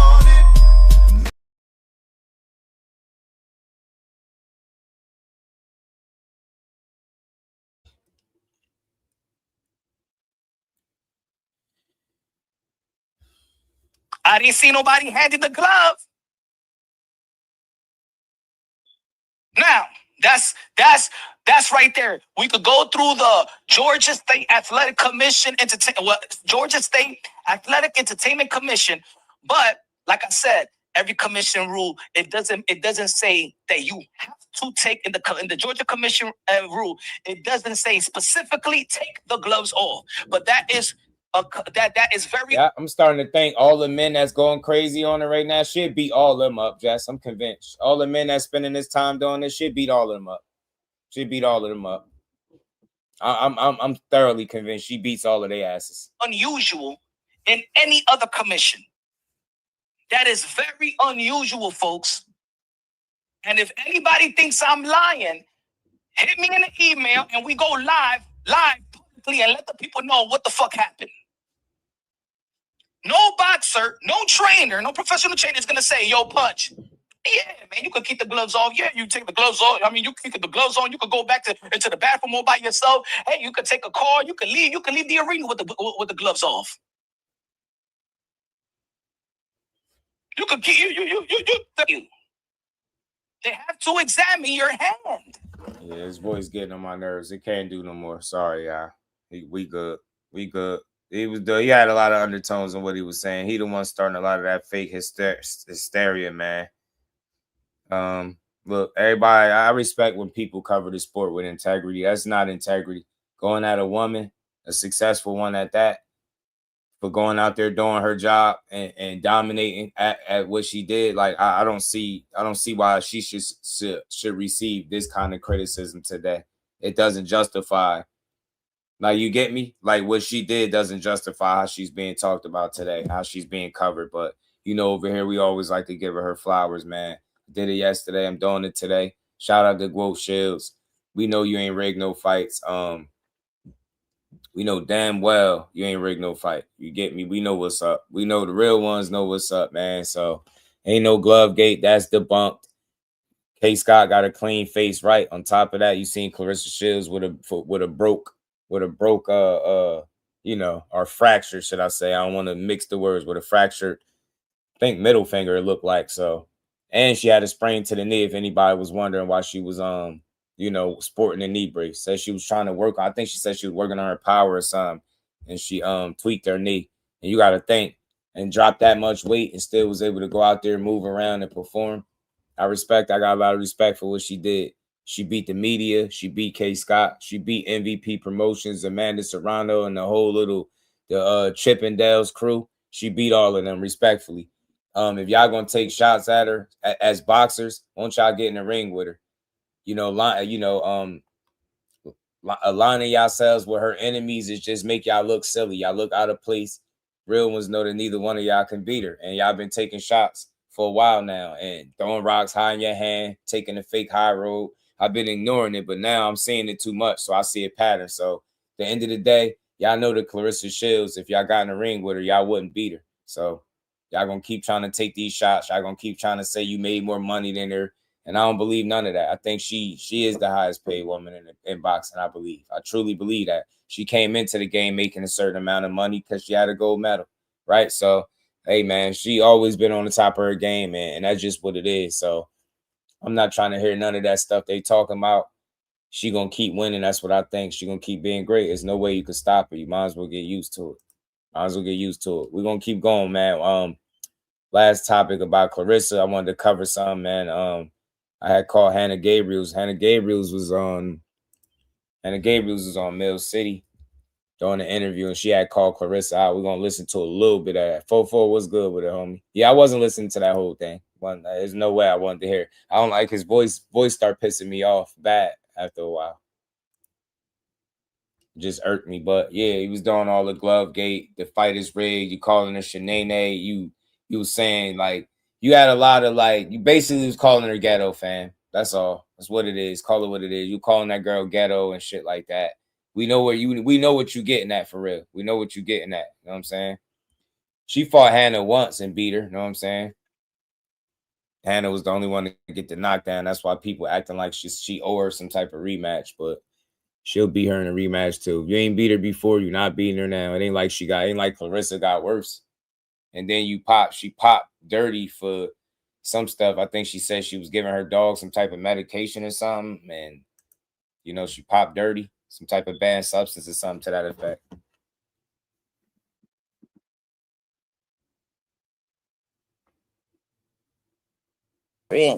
But that's okay. Now that you mentioned that, I mean, what is your reaction to her stopping Kay Scott in the sixth round? I think it was expected. We all know that Kay Scott had a brain injury in surgery 2 years ago. So it doesn't seem like, Kay Scott wasn't really in danger because Claressa doesn't have the power to knock out anybody. And I think that Kay Scott had a good fight. Hanna, how did she knock her out? If she don't got the power to knock nobody out, how did she stop? Why did the fight get stopped? See, I'm not taking it easy on nobody no more, man. I'm not taking it easy on nobody. They just gotta stop, bro. It be sounding stupid. And I ain't gonna say nothing slanderous because I don't do. I like Hanna. She could fight. You know what I mean? She calling for the rematch. As she should. Ain't nothing wrong with that. But if she ain't got the power to knock somebody out, how did she get a knockout Saturday? Well, are we gonna say, oh, it wasn't a knockout, it was a TKO because the ref stopped it, right? Or the team threw the towels in, right? She did everything she was supposed to do: dominate, show levels, be consistent, and get the girl out of there. She entertained the crowd, had the only knockout of the night. I don't see what's to complain about. I really don't. So again, to all the men that's covering her negatively, I don't rock with none of y'all. Y'all all some suckers to me. I don't respect y'all content, y'all viewpoints, the way y'all cover the sport, how y'all go at her. Personally, y'all spend hours attacking a woman online. Like it's no way you in a relationship and you a content creator and you doing this and your woman is cool with you going at females this way. There's no way. It's no way. I know my girl be looking at me like, oh, crazy if I was sitting up talking about Claressa the way they do her, man. Shout out to Carmen Serene said that how come she didn't get a hair follicle test of Claire name? She was high as a right. Oh man. Hanna Gabriels is fire. Okay, let me focus. You stupid. Son of God was good with it, homie. Shout out to my dog, man. We're gonna get back to it, man. Hater in the drug tree. Yeah, she just sounded a little bit. I know she want to get back, but I don't understand why what's the hating for? Plan. So, to put herself to do what she needed to do. But the outcome was expected. I don't think nobody thought that Kay Scott will put or make Claressa will challenge her in any way. Did you see that she was kind of nervous in there? Like I noticed, like watching your fight with her, it was a great fight. No respect for one another, right? But with this fight per se, did you see a difference? And then obviously the 6-7 fights that she has, is that not enough pro experience to fight somebody like a Claressa? Who, Kay Scott? Yeah. Really? No, question. It was a question. I mean, she has an extensive amateur career, but she Right. has no knockout power, and it's just a comfortable fight, no danger in it. So Claressa was able to manage her. She looked good because she was supposed to look good in that fight, and I haven't seen a professional boxing match that Claressa has ever been in where she didn't look good, though. I haven't seen that. I haven't seen one single professional boxing match where she didn't look good. All is trying to overanalyze her how she looked in the fight. She performed beautifully, man. She did everything she needed to do with no struggling. She showed exactly who the better fighter was. She showed you who the real deal was and who the GWOAT was, and she got up out of there happy with a win and 2 more titles. Now she at what, 21-time world champion? She got, and somebody pointed it out yesterday. Shout out to bro. She got more titles than she got fights. She's special, fam. And I'm gonna keep saying it. I'm gonna keep saying it because it needs to be said. Hanna Gabriels, you won't beat her in no rematch, respectfully. I like you, but you won't be. And Kay Scott and you won't just even knock her seemed down in to a do her rematch. job. They're stablemates. So they have sparred before. They know each other. I'm thinking at least at this time, a little bit of Claressa's values are showing. She wasn't trying to. Well, it seemed like she was trying to knock her out, but like I said, she did have some opportunities and she did not take them. So I believe it was the fight is faithful to the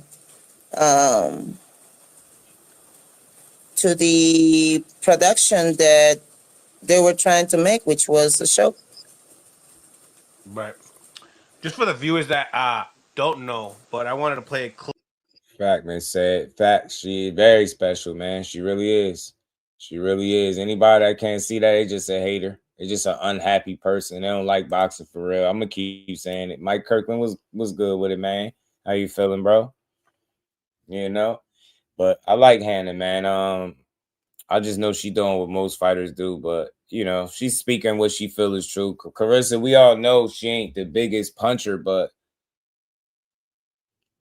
she didn't beat her when they fought. You wasn't just walking through her punches. You respected her. You say it's no danger in fighting her, but you didn't walk through her punches. You wasn't just doing whatever you wanted to her, right? Yeah, you got the knockdown. I guess that's the I don't know. I guess that's a flex that you knocked her down. That's the only definitive round that you won for real. Like, it was a good fight, but we all know who won that fight fair and square, clean. It wasn't a debate. It wasn't a toss up. None of that. It wasn't controversial. We all knew who won. Only thing controversial is the excuse you made for why you popped dirty. And like Karma said, shout out to Karma Serene, the queen. Like she said, your ass could have took a hair follicle test and cleared your name.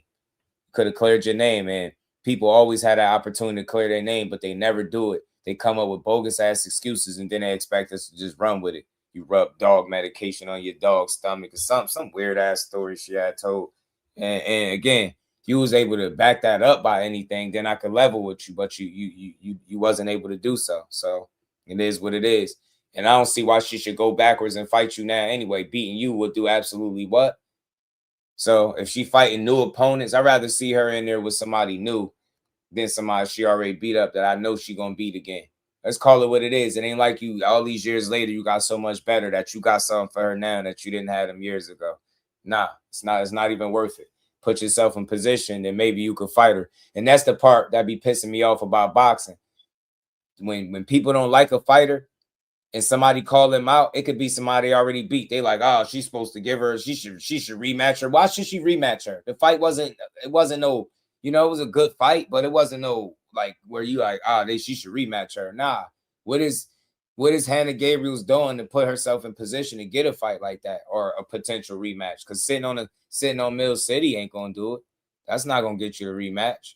Get what I'm saying? You out of sight, out of mind. People don't even know what's going on with you for real. You're not seeing no fights from you. You get me? So it's crazy, man. Crazy stuff, man. Shout out to Rico. What's good with it?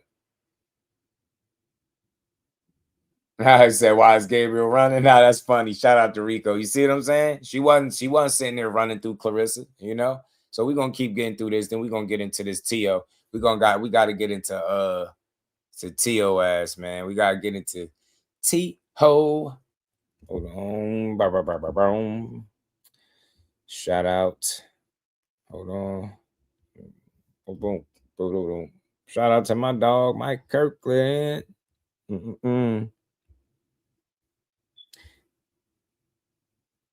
Peace to the queen, man. I appreciate the love and the cash app. Let me give her just due.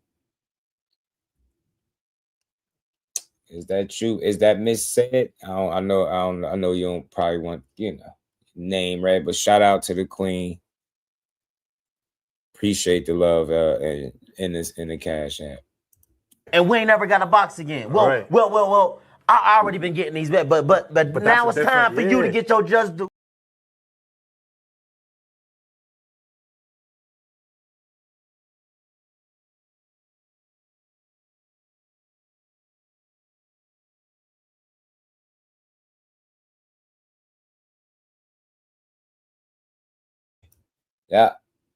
Yeah, opulent LDTV. What's good with it, bro? These blessings, family.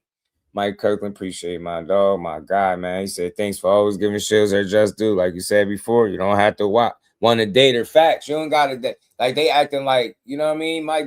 People be acting like we telling you to fall in love with her and, love everything she says and does. But we are just asking people, can we at least keep it boxing and tell me how bad of a boxer she is? That's a short conversation, and they know that because she's great. So they overanalyze everything she do and they diminish it. Like, and it's so bad. They're knocking her for having back-to-back gold medals. I despise the way people cover this sport. I really, really do. It's the most miserable shit ever. People they can't even fathom how hard it is to win one medal on any level, a bronze, silver, let alone back-to-back golds, and then winning all your fights.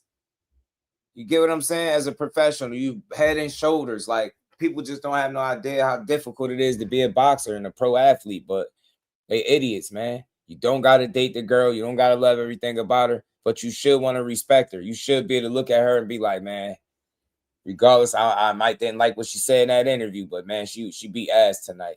That's what I was excited watching her get the stoppage, man. I'm just going to enjoy it because, again, this is why I'm cool with enjoying what she's giving me. Y'all can't find nobody that will beat her.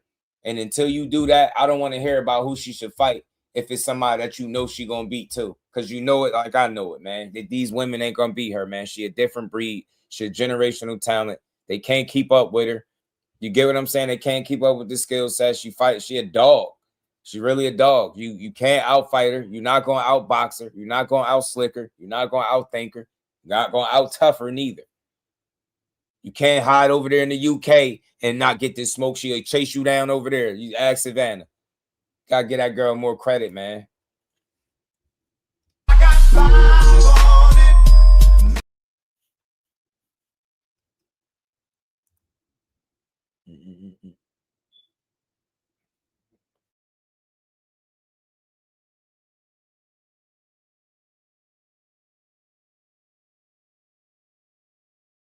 Look, I be respecting people and all that. But yeah, take that weak ass shit to two-tone. Take that weak shit over there to two-tone where you got it from. I try to respect everybody in this space that do their thing, but I don't give a what he think, fam. A vacant belt, you still had to fight for it. I hate these new boxing fans, fam. Tell these dudes, what was them belts Saturday? What was the belts? Was they vacant? Did she win vacant belt Saturday? Or did she take them up off somebody and then they still complain because the girl had 7 fights? Talking about how she got a title with 7 fights. Easy. She beat somebody's ass for him the same way Claressa beat hers for the title she now got. Don't ever come over here reciting with a guy that's self-proclaiming to be a fucking casual. Don't bring that casual way of thinking over here. That dude really he burns a hole in my soul watching that dude use your platform to attack her. You get blocked on Twitter, you make another page, you attacking her some more. It's the same dude got an opportunity to talk to a great trainer in Bomac, and you asked about fucking Cheetos. Don't tell me. Get that casual shit out of here. Listen, these dudes is fucking fake. They gimmicks, man. They frauds, bro. They got agendas. On one end, they self-proclaiming to be the biggest casual in the world, but then they interjecting themselves in diehard conversations, right? They'll tell you casuals don't care about no belts, but in the next breath, sit up here and tell you that all the Claressa belts are vacant. 70-something% of her belts are vacant. We don't care about that. I don't care. She beat ass for him. Can y'all go find somebody to beat her up? 1 minute, man, we casuals. Us casuals, we don't care about the belts. Then in the next breath, 70-something% of her belts are vacant. She didn't beat them off. She didn't take them off nobody. What is the difference? She fought for them. Ain't like they mailed her the belts. She beat ass for them. Damn, I don't like these box. They some suckers, man. Y'all some really soft ass people, man. Soft. Like, I know y'all ain't never accomplished nothing in life. I know it, and I know you ain't never competed on no level and no nothing that's athletic. Take a step back for a second, y'all, and think about how tough it is being her. We all seen that movie because we real ones. We seen that movie, right? You know how hard it was for her. Look where she at today.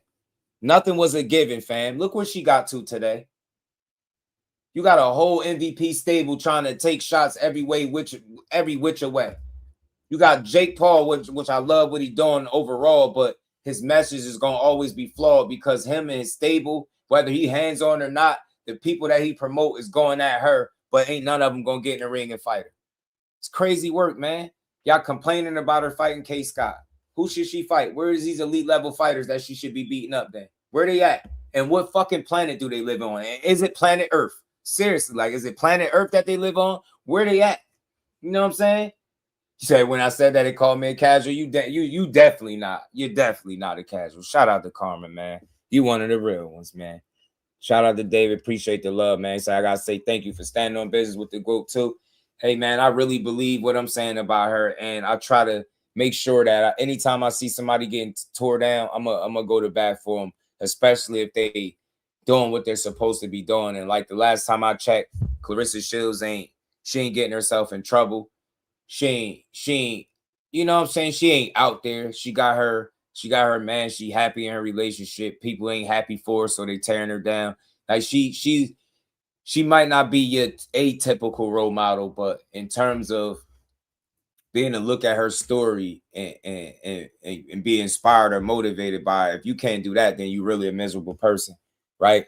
And that's why I just want to talk about how they're trying to highlight what's all the little things that make her human. Like when you talk about the decisions that she make, the fact that she respond to people online, all these little things that they pick and poke at, those are the things that make her human. Because she boxed on a big scale or a big stage means she's supposed to be like immune to disrespect and people talking crazy about her. Nah, maybe she don't got the thickest of skin, but that's just more of the reason why I respect her, because she human. That goes snapping back and clapping back, as they call it, the people on social media. That's because y'all be saying some of the most disrespectful stuff. I don't even be mad that she responded to some of it. You know what I'm saying? But I hope she start responding a lot more to her supporters, because she got a lot of that. And that video that I just played with the crowd, that was an indication of how everything went Saturday for her. You know what I'm saying? And so at the end of the day, she's winning. It reminds me of how they doing Shakur. They get a lot of hate, and y'all hate for these people are catapulting them into superstardom. You can say what you want. You can argue all you want about tickets being available. You can ask people that was there to screenshot you an empty seat after people left, or show you a row of seats after people left, so you can get online and really try to manipulate people into believing that it was all types of empty seats and rows and rows. Like, y'all down bad. I'm seeing the worst shit I've ever seen. Individuals they knew that went to the fight, take a picture of a row of seats after people got up from it, send it to them. They dress it up online and on the live streams like those people was never in the seats. It wasn't no asses in them seats. It's the saddest display of boxing coverage I've ever seen in my life, yo. And I'm thoroughly disappointed, but I'm cool because I'm gonna keep fighting a good fight for her. Y'all really getting people to screenshot empty seats and then putting them on y'all pages, posting it on your Twitters and social medias. Like, shit is sad. It's bad. Bro, it's bad, bro. It's bad. It's real bad.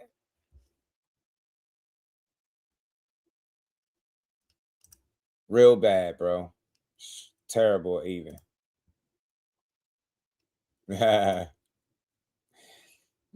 Rome, stupid. Rome said, I would absolutely give Claressa the business. She not ugly. Facts. I was hearing people call her ugly bees and calling her out her name. I don't know where that energy is coming from. What did she do to the people that's calling her out her name? She went, she won, she talked some shit. Like, if you ever liked her before, you should like her now. She's same person she always been, if you ask me. People always sell just shop. Hey, yeah, left hand Manny, that's a fact, bro. People gravitate to negativity like crazy. I got 5 on it.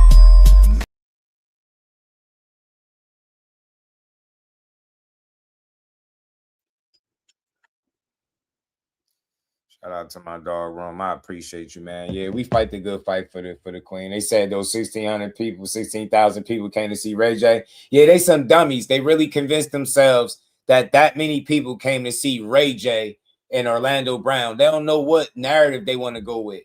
Was all the tickets given away? Right? Did they comp all the tickets? Right? Did they pay all the celebrities? Right? Did everybody come for Ray J and Orlando Brown, the worst fight you probably ever watched?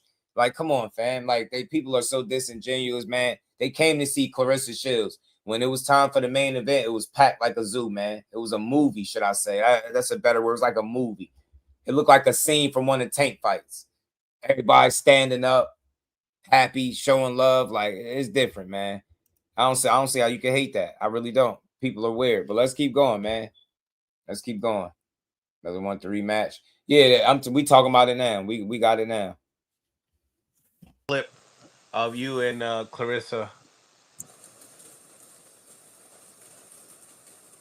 And there's in the Gabriels. What was that? A uppercut hook? That was an uppercut, yes. But the hook didn't catch her really because she was already falling. But there's a funny story with that uppercut because at the time, I did not know that she did not have power. I thought that she was very strong or that she could have a lot of power. And because of her experience in the amateurs, I thought that I was going to lose miserably. But I knew that I was going to do my best, and quite frankly, I'm a very good learner, and I am usually evolving faster than most because it just seems that I'm able to put my mind in there, you know, like almost 10 years ago, I started working on my style because I got knocked out. I got knocked out in 2013 by a right hand by Oxandia Castillo. And that right hand landed because my amateur background wasn't enough for me to notice or to not do certain mistakes. So if you see that fight, you see me going to the side, but I did not make my step to get away from that person. And so when I turned, I not only changed the angle to be right for her to throw me that right hand, but I even got closer to her. So she catch me with that, and then the fight was over. So I understood a little bit later than that then I had my baby. I got pregnant and I had my daughter. And then in 2016, I started working directly with my husband. And then in 2017, we started a different process. So I pretty much erased everything I learned from the basics. And I started doing a different work so that I could correct the mistakes and be able whoever she got knocked out by, I'm pretty sure ain't on the level of a Claressa. So it's funny when people be talking about, I know somebody don't got power, but then they get knocked out by somebody that's nowhere near as good as the person that they're criticizing for not having power. I hate that casual ass conversation. Like, I respect power. I like to see people punch hard and hurt people too, but it's not, everybody can't be a puncher. But one thing we know Claressa Shields is a winner. She a boxer. She's skillful, and she's been better than everybody she's got in the ring with, Hanna Gabriels included. Hanna gave her a good scrap though. Because Hanna could fight, but she wouldn't beat her in a rematch. And it's a good chance that Claressa beat her even more convincingly in a rematch.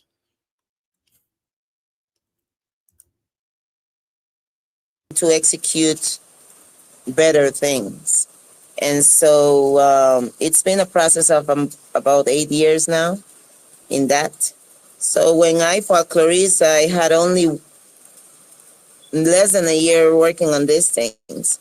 And I was able to do, you know, a couple of things. There's some people that argue, you know, people say that I want to fight her because I am bitter that she won that night, but that's not true. I also believe that she won that fight, not by what the scorecards say, but I know that I did not do enough to take it away with me. Yet, I know you saw the fight. Did you like the fight? Yeah, I enjoyed it. Do you think that if at any point in time before this time, if that would have happened, you would want to see it? Absolutely. Absolutely. I mean, I feel like a lot. I mean, didn't know if you've seen the fight yesterday, but they mentioned you in the commentary. Yeah, the thing is, it's this. I mean, look, she rematched Franchon Cruz, right? But Franchon got bigger wins, I think, than Hanna Gabriels. The problem is you lose to a person and then you just demand a rematch with no way of positioning yourself for it. And then to expect them to just oblige you because you sit on the sideline saying, yeah, I want to fight you. What if they don't want to fight you? She beat you already. What if she want to fight somebody else like a Lauren Price or a Tam Thibodeau? So I'm not against seeing a rematch, but I'm realistic. Hanna Gabriel's got to do more than sit on Mill City and say she wants to fight. You know what I'm saying? And fortunately, you got to put yourself in some type of position. That's what people don't be realizing with this sport. But I mean, I'm not against it. Like I said, I like Hanna. She can fight, and it was an entertaining fight the first time, right? Never mind what I think. I still would like to see. I wouldn't mind it, right? So, but I get it. You know, somebody sit on the sideline talking about what you want without really making. Because again, at this point, Claressa is a big deal. That's a real opportunity for you, right? And if it was that easy for everybody to get it, just say I want to fight you. You know what I'm saying? So she kind of gotta shake some shit up, get a certain win or something where people are demanded. Where her saying it just won't be an empty call out. It'll be like, oh shit, she beat her. Yeah, you get me? That's all you got to do. So it is what it is.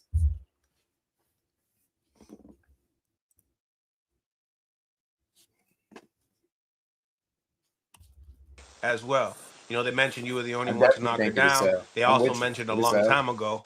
But Rematch too. yeah, I think mean, so. obviously, lots of people are trying to see her in there with, you know, elite competition. I mean, obviously, when you achieve what she's achieved, we only want to see great things from there. So obviously, lots of fans are complaining about making sure that she's fighting the best opposition possible, keeping that same energy that they do with the men when it comes to championships and holding Right. titles.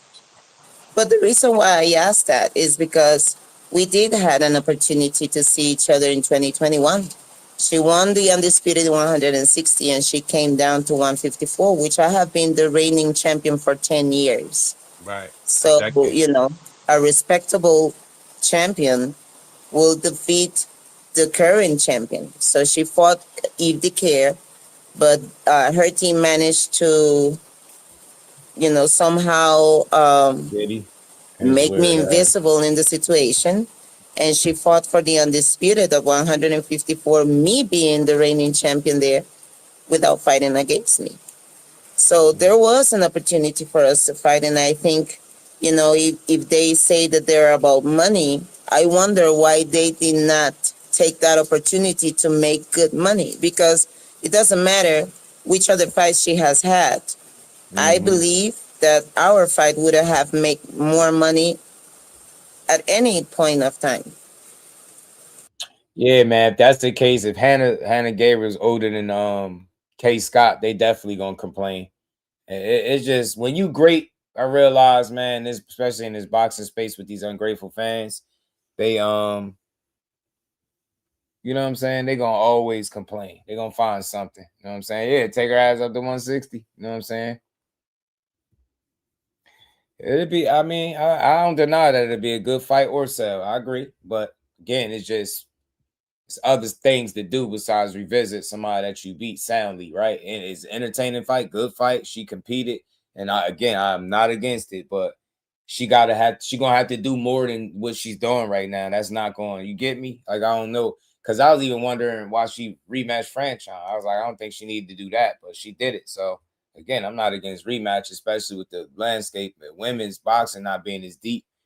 You know what I mean? Rematches is cool, you know, but I just wish she was more in a position to get it. So, you know what I mean? So it just wouldn't be her having to talk about it, because I don't think it'll be bad. You know what I'm saying? I don't think it'll be bad, but I would want to see how she look. I ain't seen her in some years, Hanna Gabriels, man. Maybe I'll look her up, do some homework on her, see if I can find some of her fights. But once they did that, I realized that there was more in me that I actually recognized at the time. Because if they actually feel, like she says, that it was an easy win, that, that she could beat me up, which is a strong word for the type of fight that we had. You know, she says that she beat me, and I think that's a very softy argument. There's kids that take some harder beatings, and so it was a very, very competitive fight, I will say. And if they think that it would have been that easy, why didn't they meet me there? 2021. And I know they did not meet me there. Maybe Claressa would have won too, but her team knows better. And if she would have hugged me, the risk of not becoming undisputed in 154 was too high. So when she fought for my belt, I did make a public statement, because she actually posted 2 days before the fight against DeCare. She posted a picture of Claressa punching me in my mouth, and she said, 2 more days. Good morning, 2 more days. And I know that people, regular people might not get nothing out of that, but to a champion, that is a very clear message. She's telling me, I am going to fight for your belt. I don't even have to fight you. And so I had to do something. I went up to the heavyweights. For 2 years, I was. Yeah, and Layla also fought somebody that was super old, and nobody complained. It's selective outrage because it's Claressa Shields. I'm gonna play a little bit more of this. I want to see how, if she says anything about Shields. But again, man, I don't know what Hannah's been up to lately, but you're gonna have to shake something up, I think, to get the opportunity that she's looking for, or it's gonna be really hard. It's gonna be tough. Wasn't able to fight. I was supposed to fight Danielle Perkins, which was the silver champion. Mm-hmm. According to her manager at the time, television did not want to see our fight, so it never happened. And then they called me for the 2023 opportunity. I was the heavyweight champion. I went down to 160 to fight her. Then we had the doping situation, which was a lie. They presented it. I tested positive by a substance that is called clostebol, and that substance is present in a medicine that could be used for humans. In Costa Rica, it's called Neocept, and Neocept, I believe, is for dogs. And for humans, it's Neobol. It's like a spray that you put in your, if you have you have wounds, so it helps you scar the tissue faster. But that medicine has that one component at 1%. And when I came from the press conference before the fight, my dog had the puppies, and I had been taking care of the puppies for 6 days by the time I did the test. See, that's the story that I was telling y'all about with the dog situation that she was talking about with the medication and all that. I'm trying to hit her too, yeah, man. It was funny how it went with them too. Yeah, got real weird. She got weird. She got a rematch, got beat, and still was salty.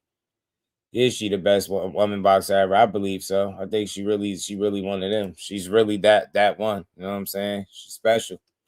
Special. Tim, my guy, how you feeling, man? I appreciate the love. Vision beyond sight. Rich, what it do? Heard a drug cheat, admit to cheating. Yeah, I never do, right?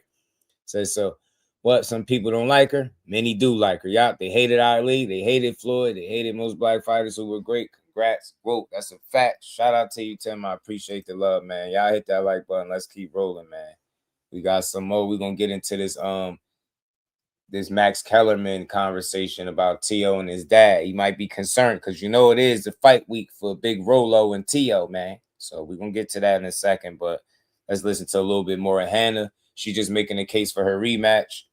She's doing it like in a respectful manner. I ain't tripping, right? She feel how she feels. She just want her lick. You know what I mean? She want her opportunity, and most people do. But think about it. That's a big deal, getting that fight, right? That's like, it's no name bigger than hers. So you just got to keep yourself, you know what I mean? Sometimes it's out of your control, but hopefully she can do something to shake things up and put herself in position to get it, because it was entertaining the first time. She's still adamant about wanting to fight her. I think people that want to fight, each other lead to good fights all the time. So I'm here for it. If she can get it, cool,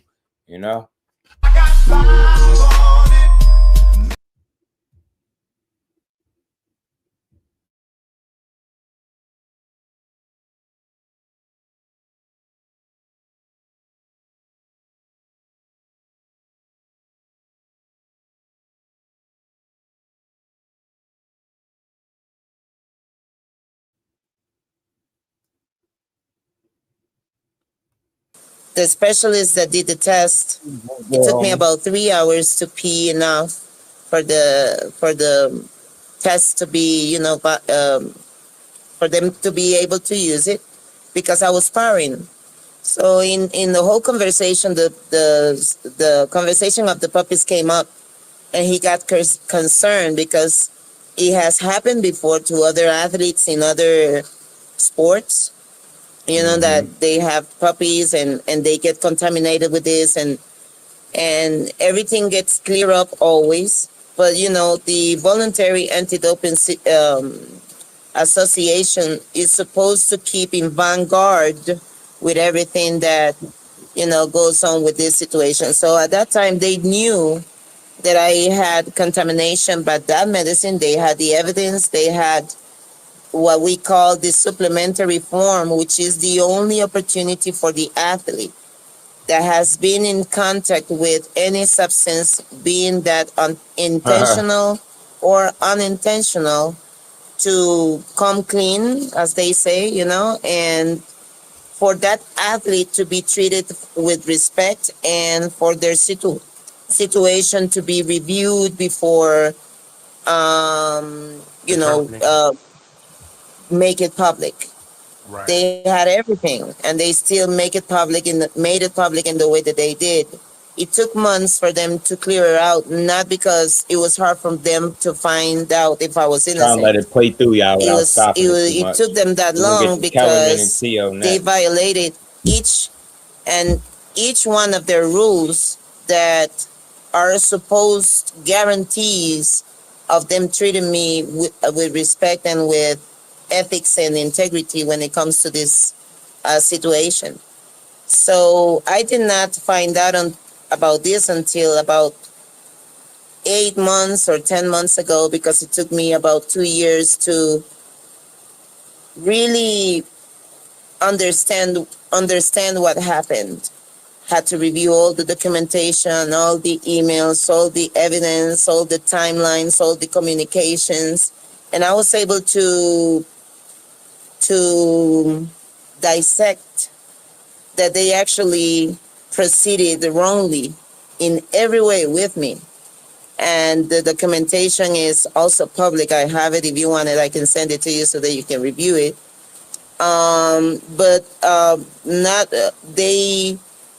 In 2024, January 2024, I received a message from the president of the WBC saying that they were going to strip me from the belt because I hadn't fought. But the thing is that if they did not clear me out, I couldn't fight. And the damage that was created with this was big, especially with an athlete that has built everything in her career with positive things. You know, all of a sudden you're an hypocrite and people take it personally.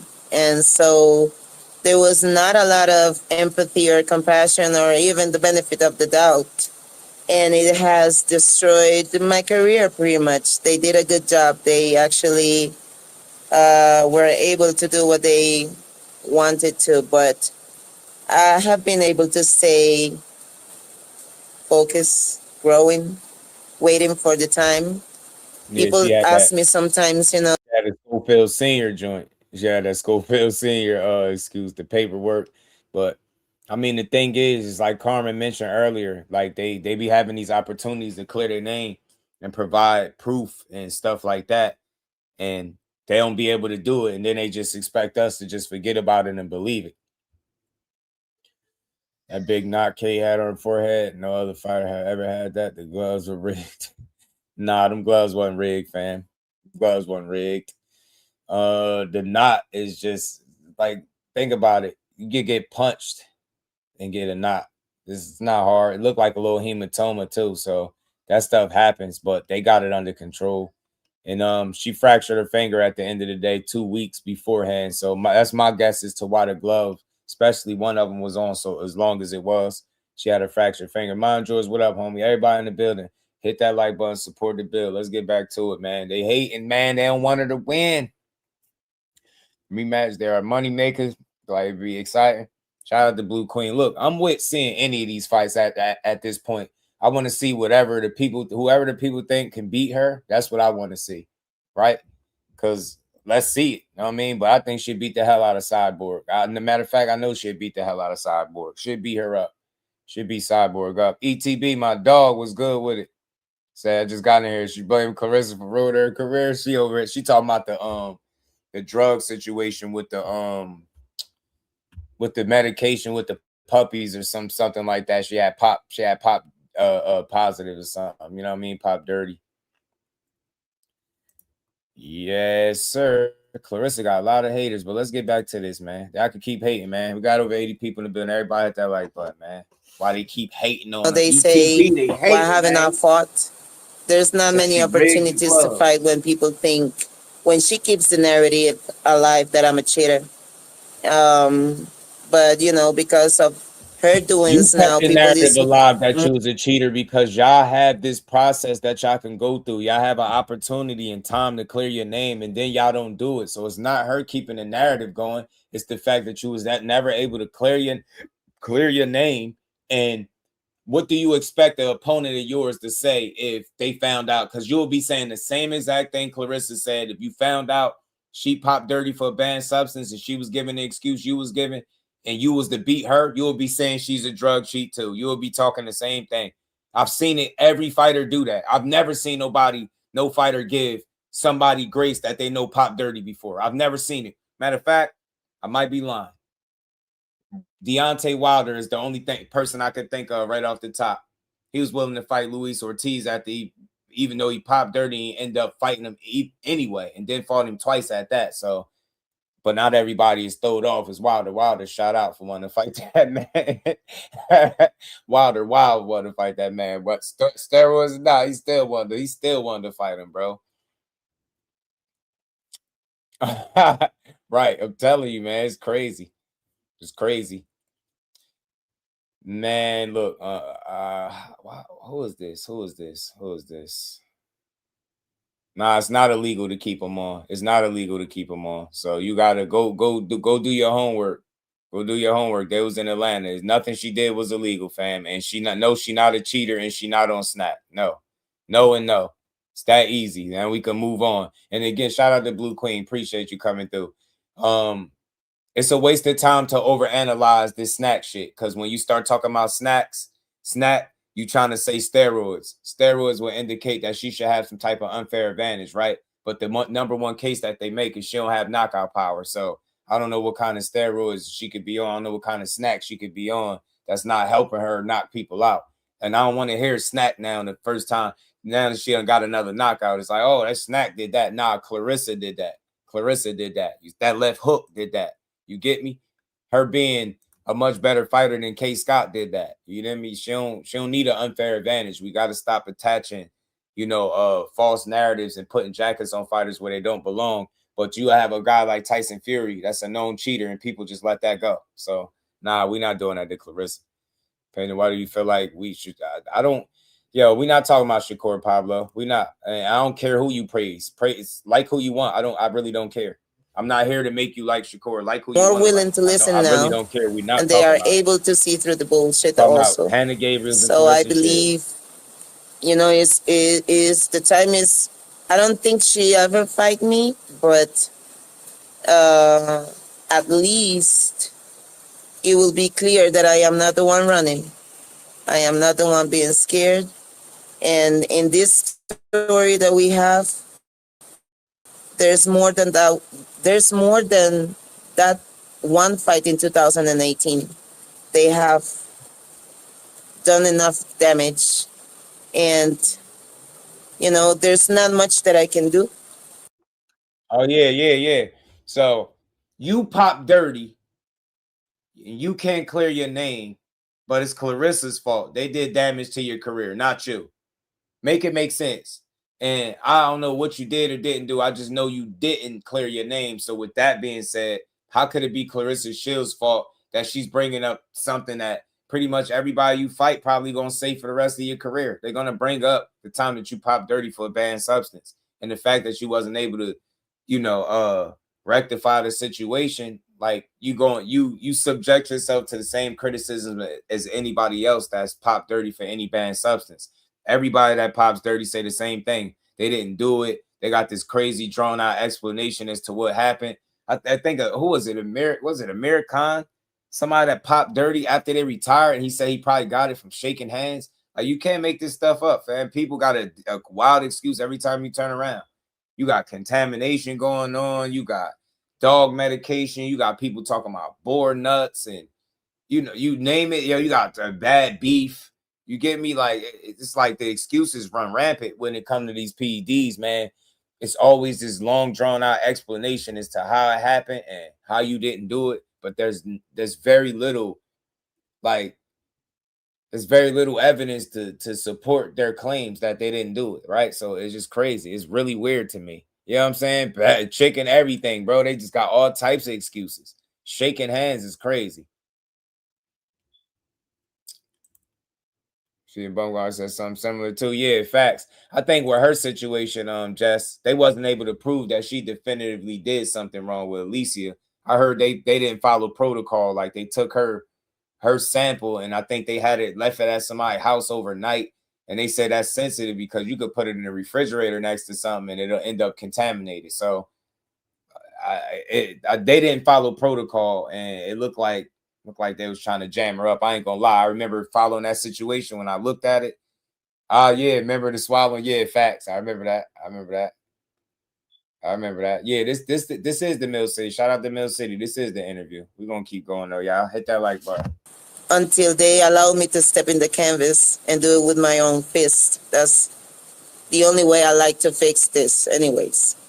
But until then, I can only raise my voice, speak for myself, and hopefully my colleagues they'll be careful and understand that they could be, in danger if they don't if they don't acknowledge the fact that the industry's interests,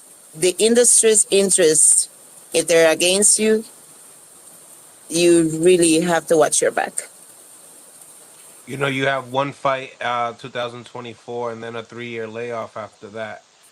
Was Yeah. that was that also part of, just dealing with what you had to deal with Shields? Is that something that? 2024, It's not Phil's about fault 10 that you days before pop that dirty, fight, man. That's the medication or whatever you got whatever you touched and had you, you know what I'm saying? But I hate that. Don't blame Shiv. She had nothing to do with it. Her bringing it back up, and that's like not her doing. People not gonna forget that story. Everybody bring that up when your name come up. It's just unfortunate, but those kind of mistakes it's hard for boxing fans to forget about banned substances being in your system. You get what I'm saying? And everybody get that work. Everybody pretty much get the treatment. You know what I'm saying? Once they hear that, all bets is off. And then that's another thing you got to consider with Claressa. Once somebody hears somebody popping dirty and you talking about fighting them, like look how, against fighting Ryan right away that Devin was like, man, I ain't do the cheater, right? It's like you don't want to go give nobody that got a chance at popping dirty, an opportunity to beat you. So it's a little something to consider, but that's her own doing, man. It's unfortunate if she really didn't do no wrong and just wasn't able to prove it for one reason or another. But it's a tough sell, bro. It's a tough sell. You know what I mean? But again, you got to have some motion, man, because now you're talking about fighting somebody that is out here packing these arenas, these arenas up. So gotta make it make sense. The fight gotta make sense. It gotta be more than just a random call out from the sideline without no marquee win that would suggest that, yeah, this is something that you should be getting. You get me?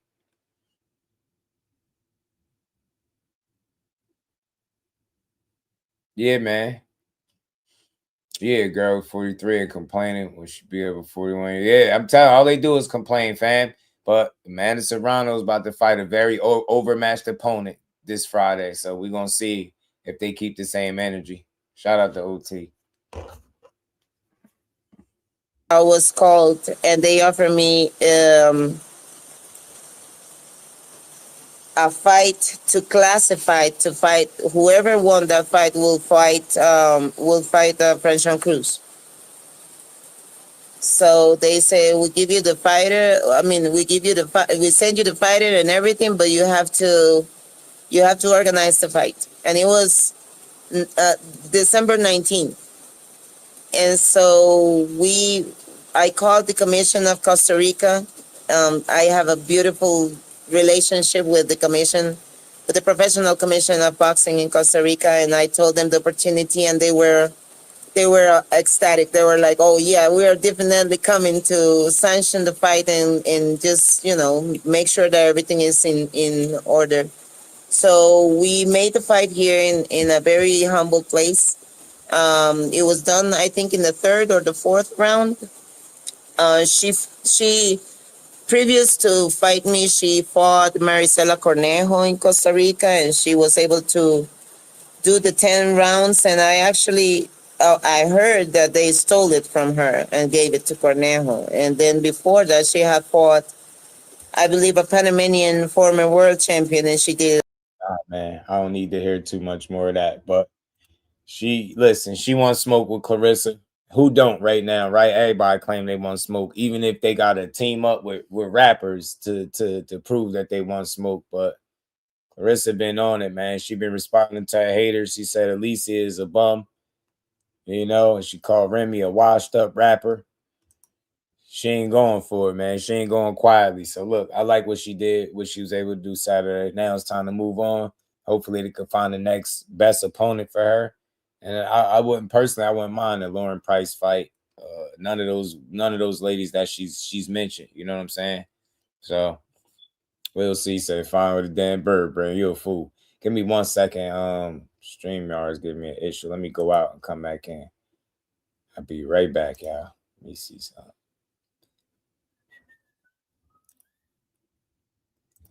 Be right back.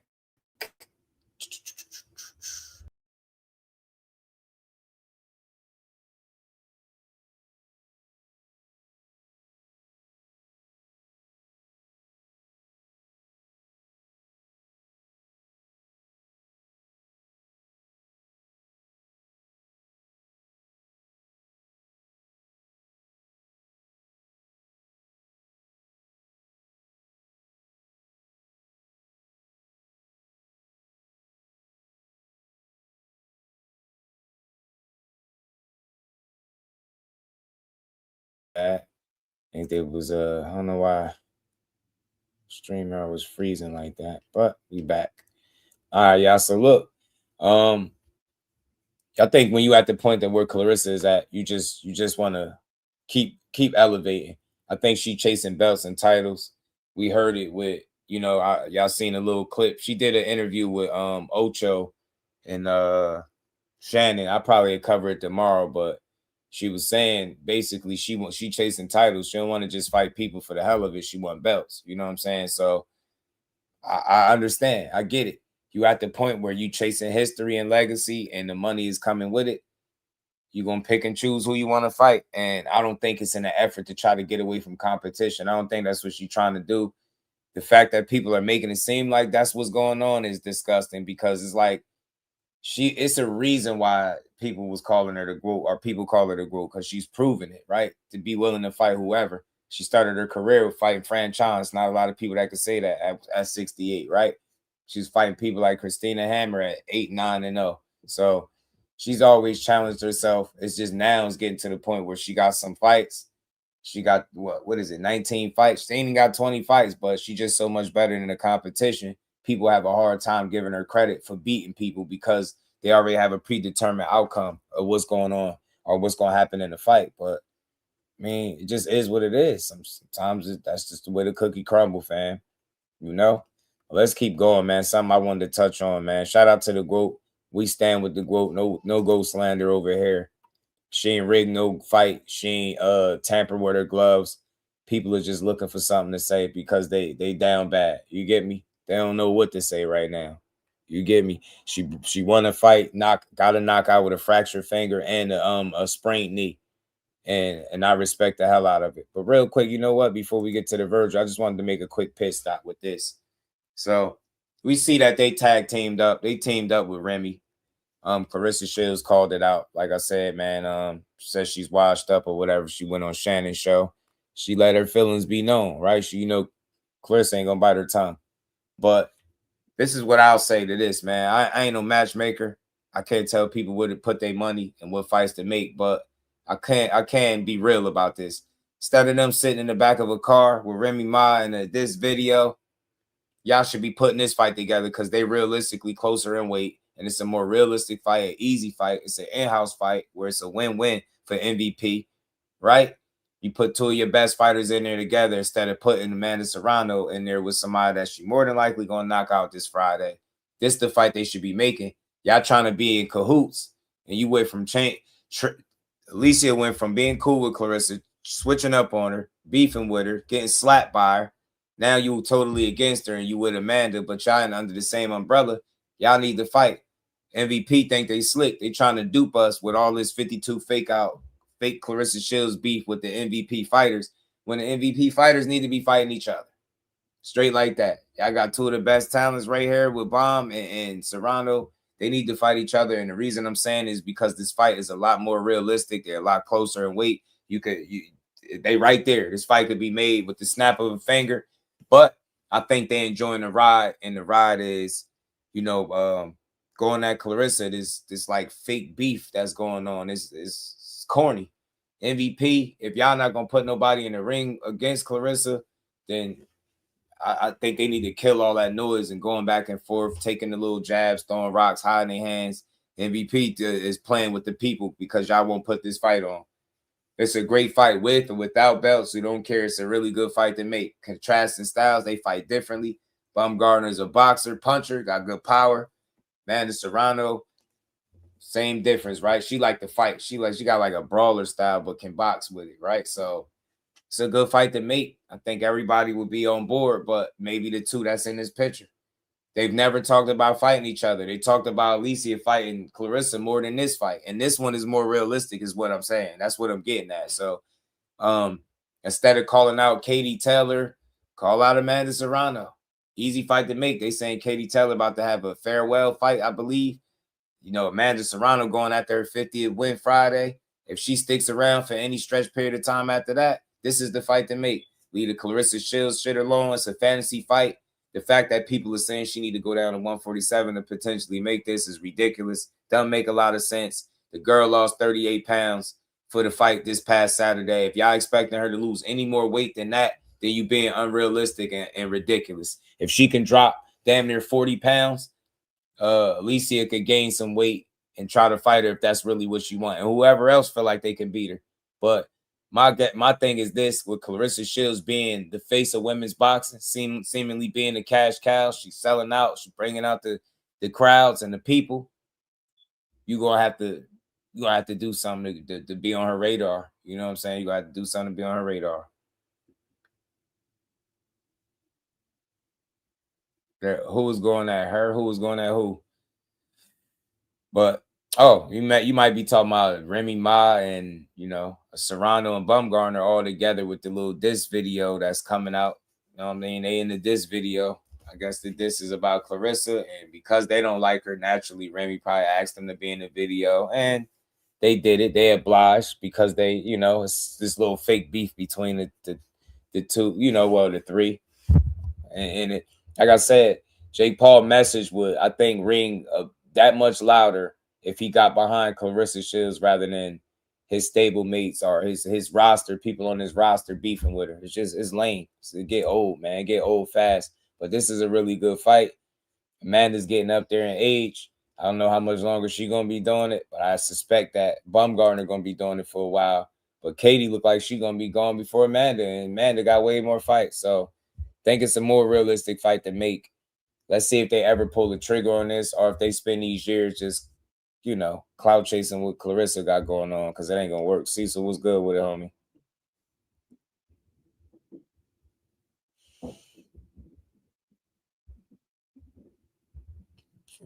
You say you're not sure who's going at her? Going at which girl? I'm kind of confused. Where you lost at? What question you asked? Michaela, Tam, and Lauren, the only fights I'm really trying to see now.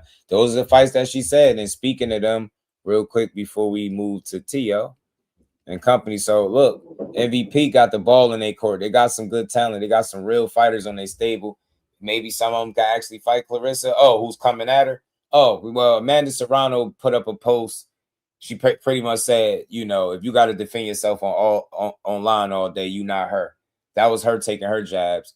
Alycia Baumgardner is in a video with Serrano and Remy Ma. So they kind of got this whole thing where they've been going out here. Alycia might be suing her or something like that too. So the MVP it's like an MVP versus Claressa. That's what I get from it. That's what's going on. So the Remy Ma diss. They both in the video. So, that this is about Claressa and they tagging along. So they look a little out of place. I'll play the little short clip real quick and we're going to keep it pushing. Is that a ride if you bitches want to go? Clarence.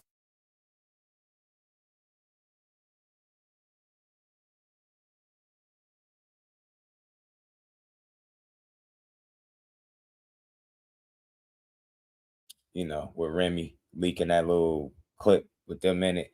But look, not for nothing, y'all. Quiet as kept. Them the fights right there for. You can add Hanna Gabriel as like a honorable mention, right? I'm not against no good fights, but I look forward to seeing her fight Michaela Mayer. You know what I'm saying? I look forward to seeing her fight Michaela Mayer. I think Michaela Mayer is the goods. She took losses, but she's gotten better, in my opinion, and she willing to fight. And I know she ain't just saying she'll fight Claressa, she'll do it. Whether or not she'll win, that remains to be seen. I got my money on the GWOAT, but I still will be all in for that fight.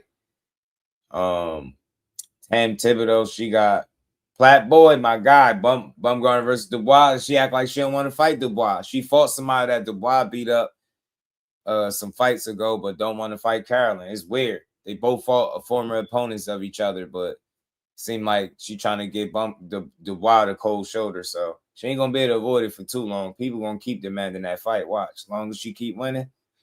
God telling me Platt, man, George, stupid. So look, Tam Thibodeau, she got 5 fights, I believe 3 knockouts. She gonna have a tough time against Claressa. She gonna run into the same situation that K. Scott ran into, and anybody else. Inexperience is gonna hurt you against Claressa because she's been at the highest level as an amateur. She's been at the highest level as a pro. You get what I'm saying? She ain't gonna it's not gonna be no surprises in there, but Tam can fight, man. So see what she can bring to the table. She did speak about a potential matchup between the two. one thing about these three ladies up here, they all seem like they willing to fight. Claressa, Lauren Price, same thing. But I think Lauren Price gets hit too much for me. She gets hit a little bit too much for my liking. But she's strong. She's experienced. She got a high pedigree. She's a former Olympian. So she got a lot going with her, but she's 10-0. So none of these ladies are going to have, well, not even going to say none. Those two ain't going to have the pro experience that Claressa got, but they still got pedigree, good skills about them. But I think she beats both of them now. You got Michaela Mayer there sitting at 22-2. Michaela Mayer got 24 fights, total fights. So 5 KOs, I believe she got. So she'll actually fight her. She's experienced. She's battle tested. She lost a couple times. She's bounced back. She never let the loss define her. And I like Michaela Mayer. She can fight. She got a great coach. She got good fundamentals. She's technically sound. She got good skill. You know what I'm saying? But it's just gonna be hard to outdo what Claressa has going, right? You really gotta outdog, outthink, outquick, outmaneuver. You got your work cut out because she gonna take it there and she gonna bring it. And she always bring the right amount of energy in her fights. Like she really go for it out there, man. We just seen it Saturday. And long arms and good one too, right? Kawhi was good. Boots Corver Tank, Dave versus Ja. Yeah, man. He said Claressa so fine. Shout out to William. So look, any of these fights that do it for me, I just hope that they can push them over the hump. I don't got no pick. It don't even matter what order you do it. But you know what? Just think about it. Lauren Price, I'll take the Lauren Price fight over Tan because I know for sure they're going to say it's too early for Tan.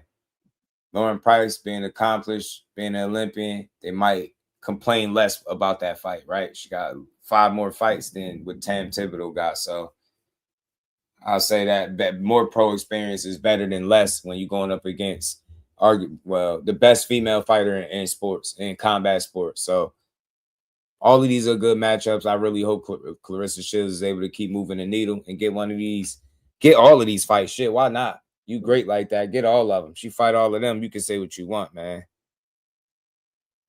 Baby Dude said he bet Dev would not send him a contract. Bill, call my dad. Let's talk. My son is crazy. Silly. I had a barn burner not too long ago. I forgot the girl's name, but Michaela whipped her ass. You talking about Natasha Jonas, maybe? I thought it was that fight. Was it Natasha Jonas? But I think she might have. I thought she lost that one. But I thought that was who the second loss came to. And that's another thing too. Alycia, you see, they only got that energy. They got that energy for Claressa about rematching Hanna Gabriels over a knockdown. But you got Michaela Mayer that lost a really close competitive fight with Baumgardner, and people ain't pushing for that. That's what they should be pushing for. That's a rematch that's worth having. Sandy Ryan, appreciate you. Shout out to Big Balls. Appreciate you. Sandy Ryan. Hanna versus Marshall. Winner gets shield. Shit, it wouldn't matter. Marshall kind of fell off after she took the loss to Shadeja. I stopped saying her. Mayer versus Spencer. There you go. There you go. Let's keep going though, man. So look, man, if she gets one of these fights, she cooking with grease. But let's see. Let's see what's next for her, man. Any of those fights is worth it. And let's keep rolling. I gotta get to this, man. Max Smellerman, man. This is the fight week for Teofimo Lopez and Rolly Romero. And we seen the video. If y'all didn't see the interview, go check it out with Tio and his dad with Mr. Versace, man. They look like they dysfunctional. They don't look like they're on the same page. And it look like their relationship has ran its course to a degree. Seem like it's ran its course. They got a big fight coming up, a big meaningful opportunity to be a 3-division champion. Let's see if he capitalized on it or if he's, compromised in any way mentally, right? Emotionally, right? Is he focused all the way? Is his dad fully locked in? Did his dad is he fighting them demons and are those issues that he had in the camp with Shakur behind him? If not, that same stuff could rear his ugly head. He could find himself in another situation, not being able to guide his son out of a difficult moment. And that to me could be the straw to break the camel's back. I can't see him losing this fight to Rolly and his dad letting him down, him continuing to stick with him. I think right now is the time, if ever, for him to to really split with his dad. So we're gonna play some of this what Max Kellerman was talking about, y'all. We're gonna get into it, but like I said before, I think that's something he definitely need to add to his team, and that's clear as day. You get me? If you want to take your dad along for the ride, that's on you, but be smart. Give yourself the best chance at winning. And the fact that he wasn't holding himself accountable, he accepted no accountability for y'all losing to Shakur. It tells me that you run the risk of running into that same kind of problem in a bigger fight, and it's gonna get crazy. You know what I'm saying? It's only gonna get tougher from here. Rolly is not gonna make things easy for you. You get me? You're gonna be calculated, patient, fighting with more poise, more sense of purpose. That's the last thing the boxing world needs is a more focused Rolly Romero. I'm trying to tell you something. I'm trying to tell you. Let me get to this joint. Max Smellerman, man.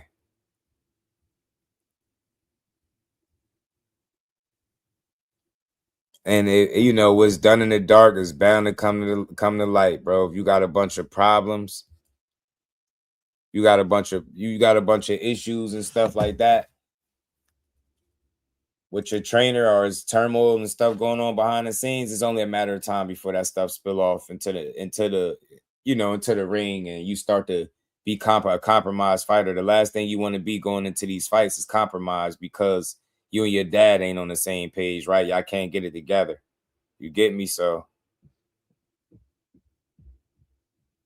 hopefully they squared away whatever issues they got, because what I want to see this Saturday, we got fights Friday and Saturday. What I want to see this Saturday is one of the best fights possible out of those two dudes. I want to see the best version of Teo we could get at 47. I want to see the best version of Rolly. I think that's how we get, what we need to see. Is Rolly going to extend his championship run? Or, you get me? Is he going to extend his championship run? Or is Teofimo going to be the new? Are we going to have an end the new Saturday? Or are we going to have an end still? You get me? And I think the way people seeing the fight between them, I think it's a lot closer in most people's minds, even if they got Teo winning. Now, I lean towards Teo a bit. I do, because of the overall skill and talent. But Rolly going to be a real live dog, and he's not going to be easy to deal with, in my estimation. I think he's going to have to be smart. You're going to have to be smart.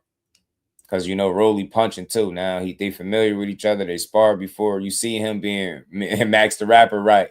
Seen when he sparred with Ryan, he had success against Ryan.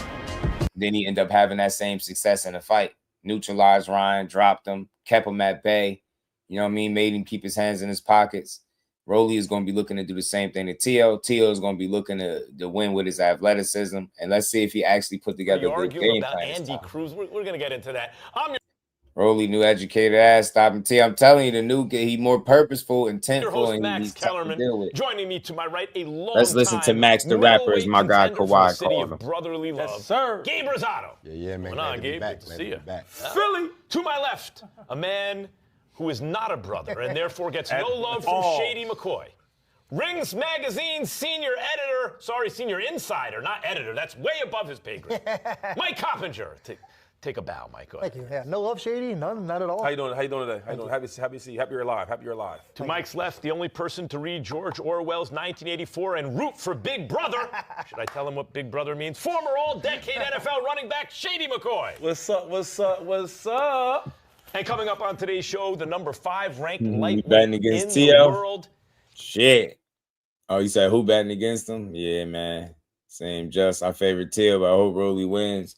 Yeah, man. I feel like for me, whoever would be more willing to take the big fights, if offered, if given the opportunity, Mike is kind of who I want to see win, right? So whoever that happens to be, but I could lean towards Teo. You know what I'm saying? Rolly gonna have his work cut out for him. Both of them are though, but we don't know what to expect Teo to look like at this weight class, right? Against Rolly, we seen what Ryan looked like. He looked like a different version of himself, right? He's night and day against, with Rolly and Ryan, and then Ryan and Barrios. So let's see if Rolly, if that's their big Rolo magic, man, if he just kind of find a way to neutralize these guys, because he really punching like that. We're going to find out. I think this is going to be a fun fight. I'm looking forward to this one, low key. I ain't going to lie to you. I am. I want to see how Teo deal with the new weight class. how he deal with a guy that's punching like Rolly, somebody that he used to be cool with. Guess they still friends. They got a weird relationship. They got like a bromance or something, man. It's strange, but I respect them for putting their differences to the side, their friendship to the side, and they fight. Shout out to Lance. Let's get it, though. Andy Cruz joins us. Still fine. That's right. But right now, it's time for the lead hook. Welterweight belt holder and a guy who's hard not to root for. You ought to be ashamed of yourself, Shady McCoy. Rolly Romero takes on Teofimo Lopez on DAZN this Big Saturday Rolo. at the T-Mobile Arena in Las Vegas. Guys, look, here's the thing about Rolly, man. You can say whatever you want about him. The dude has rocks in his hands. That's just some guys are heavy-handed. They don't have to get their body behind everything, right? There's different kinds of punching power. There's guys who do it with speed where you don't see it, right? Manny Pacquiao, like a lightning strike. There are other guys who hit you, and wherever they hit you, there's just something about the way their bone structure, their fist, their whatever it is, they can generate power without having to do what other fighters have to do. That's Rolly, so he always has a puncher's chance. But Gabe, he's in against a guy who can box, who's lightning fast. Yeah, man. And also is explosive in Tio. No, absolutely. You know, I was leaning towards Rolly in the beginning, right? But now I'm switching up, man. I like what I see in Tio, man. And I think him having the conversation with his father is going to make a difference in the camp and what he got to do going into that fight against Rolly. We're going to get into Tio and his dad in a little bit. What do you think, Kyle? What I think is it's really rare that you see somebody coming off of a comprehensive lopsided loss, the kind that Teofimo had against Shakur Stevenson, and then fighting a legitimately tough challenger in Rolly Romero in the next fight. In this day and age of boxing, you don't see that very often. So I hope we see. Yeah, but we've seen it multiple times, though. So I think enough where we could stop trying to be so selective. Sometimes guys do get title shots and opportunities off losses, man. Think about all the wins, all the stuff these guys accomplished, and I be feeling like sometimes one loss shouldn't set you all the way back to the back of the bus type deal, right? All the time. So I think it's all about opportunity, what fights make sense, what generates interest. That I think to help determine what guys get opportunities unusually, right? So people felt like Tio should have to work his way into the situation. But think about Rolly. He had a situation where the referee stalled him out. Remember justice for Big Watch Barroso, you know what I'm saying? So shit been downhill for Barroso after that. He went and got knocked out, right? So Tio has been in some situations where it's worked out for him too. Like, did he deserve a tank fight? It's like it's a lot of stuff. Like, or did he earn it? I don't even want to say deserve. Did he earn it? No, right? But he ended up getting it. So sometimes you get opportunities that it seemed like you ain't necessarily worked for or deserve, but you make the most out of them, then you playing with how you cooking. You know what I mean? You cooking with grease. More of it, and I think Teofimo, it's good for him. He needs to be able to get up for a fight. And the polar opposite, like in Shakur Stevenson, Teo fought the guy with the fastest processor in the sport, maybe the best pound-for-pound fighter in boxing, fast, the skills are so on point, and very much a boxer. And now he's fighting a caveman, right? Like Rolly Romero, we all know what he does, right? By the way, I don't want to take credit away. He fought a smart fight against Ryan, a disciplined, educated fight, but by Rolly's standards, right? So for Teo to go stylistically from fighting, it's the polar opposite, Shakur Stevenson, to fighting Rolly Romero, very different. What do you think, Shady? What are you smiling about? I think all you guys are right. So is that 3 for Tio? Yeah. Right. Something I've been saying for years ago. If this fight ever happened, Tio's going to win. Walk in the park type of fight. I mean, I don't want to disrespect Rolly. That last interview, I liked him a little more. But if I'm just doing my job, I think Tio styles on him. What do you mean style on him? I think it's an easy fight. I watched the last fight where he fought, who did Tio fight last? Shakur. No, the one he won. Barbosa. In New York, Barbosa. That was a good fight. Yeah. And I watched Tio style on him. It looked easy. And fight. Barbosa. Think of how Big Watch had Rolly looking. I'm telling you. Hey, Mike Kirkland, quick story. Ron Sims, you know, that's Shakur coach. One of Shakur coaches, Keyshawn, like, right? He be in that stable. He said the hardest puncher that he held pass for was Ishmael Barroso. And mind you, he done held pass for heavyweights, but he said Ishmael Barroso is the hardest puncher that he's held the pass for. He said that dude got some cement bricks. You know what I'm saying? Say you want to see Max box once, Max would get packed the hell up. And Rolly or Barboza may. Barboza's better. He's better than Rolly. He's better, a lot better than Rolly. Different styles.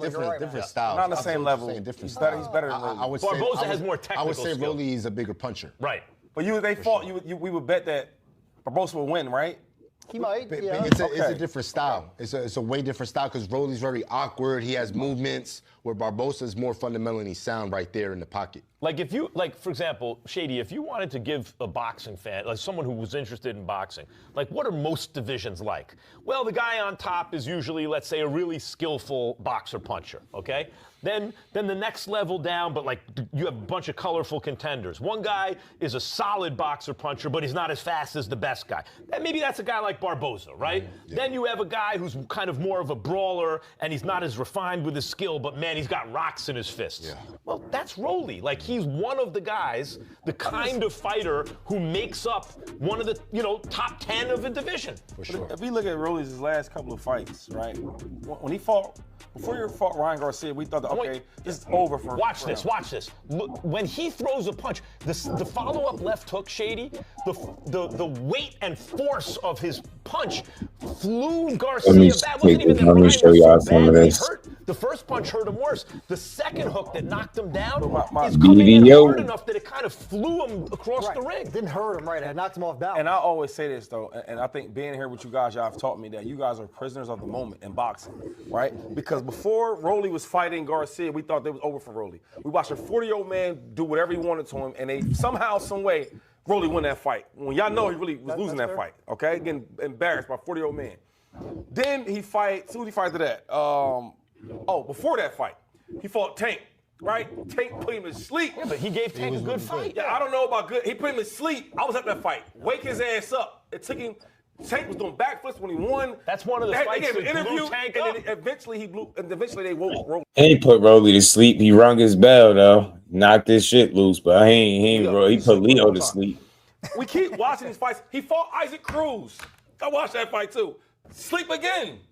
Isaac is a He wasn't asleep either, man. Rolly got stopped on his feet against Pitbull Cruz. good fighter. Bro, I get all I'm saying is. But when he comes and he puts on a performance against Ryan Garcia, I mean, in Times Square, that shows a lot about a guy's character. That he's able. That he came from some losses, but then he comes and he can make adjustments. I've learned, he can get his ass beat all these other times, right, in a bad fashion, and then he beats Ryan, and now we just forget. Well, I would say I can't forget if you that. look at Tank Davis, he's blown up on fights where he set traps for good fighters who've had their moments, but in the end, Tank has a very high boxing IQ and real punching power and hand speed. So, and educated feet too. Sure. So, but Rolly against that guy, who at the time was maybe a top 10 pound for pound type fighter in boxing, Tank, maybe, he gave him a rough fight until he got caught. That's what happens against a guy like Tank.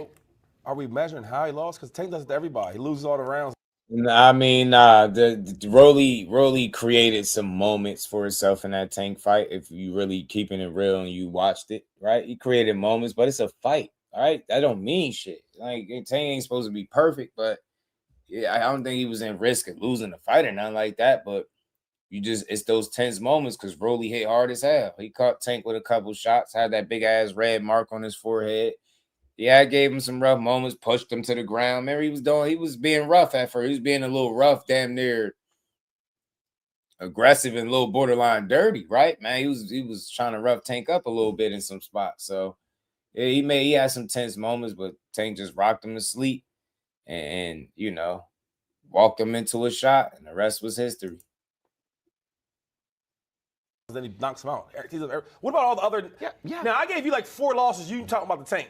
Go to the other ones then. We got time. Nobody's putting. We got time. Okay. Go to the other on the pound for pound list. All I'm saying is that like we speak about him a certain way after the Ryan win. And no, you're acting as though we're saying Rolly's this unbeatable fighter. We just described him as the kind of contender that makes up a colorful division of all different types of styles. You have a boxer, you have a slick guy who can counterpunch but without a lot of power, a boxer puncher, a brawler. He's the wild swinging So maybe not as wild swinging as he used to be. Brawler with heavy hands, who's just a colorful contender who makes the division interesting. Okay, cool. So we talk about Rolly. Now I want y'all guys to do all this praise you're going to do for Rolly. Do it for Teo. After Teo, before he fought Shakur, let's talk great about him because I thought he was really, really great. So let's talk about him. The same way we talk about Rolly, we do. Right? Okay. You judge fighters by their last. It's just the name of the game. You judge them by their last fight. So Teo coming off of a dominating loss, right? He got dominated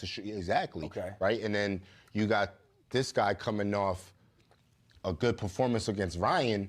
So that's why the fight is so intriguing, because it's like, what did that fight do to them mentally? Yeah, we're in an era where guys fight twice a year. So the last fight is half the year's. So outside from skill is the mental aspect. How is Teo going to react when he gets hit? You know what I mean? He got busted up. Let's do this. You guys are right? So I guess we're going with the last fights. Let's just throw the resumes away then. Yeah. All the great stuff that Teo has done, throw it away. And all the bad losses that Rolly has. Wait, hold on. No, Teo's great, taking Teo. I know what I'm saying. When you're speaking on Rolly a certain way, I just want to be honest to the people. We trying to blow him up. I guess we're trying to sell the fight. I don't know what we're doing here. I think this is going to be a lopsided fight. There was a fighter. Okay, look, there was a fighter, Ricardo Mayorga, who famously was smoking cigarettes in the corner or something like that. Mayorga fought Vernon Forrest and beat him. Yeah. Then because of that fight, and then he beat him in a rematch. And he boxed him in a rematch. Yeah, right. But he was wild, awkward. He had a big punch, and he was tough.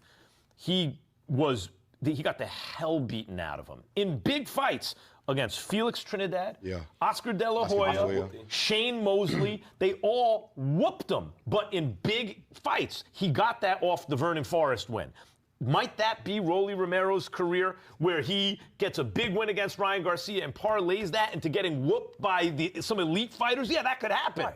That's okay. It's not that, like, by the way, the people... those were fun fights. Trinidad, Mayorga. Yeah, they were fun. I was there. I was a second fight. Yeah, those are fun fights. Rolly makes fun fights.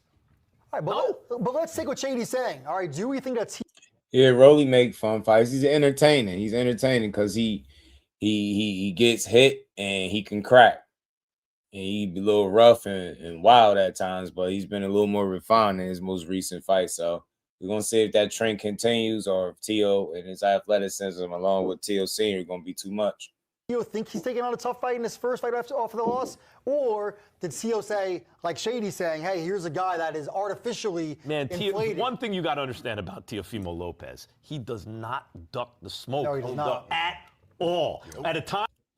You lying, Max. See, I would love to be on the show at this point in time because I'll say, so what about the Subriel Matias fight that he didn't take? That was on pay-per-view with him for the most money they offered him at the time. What about that, Max?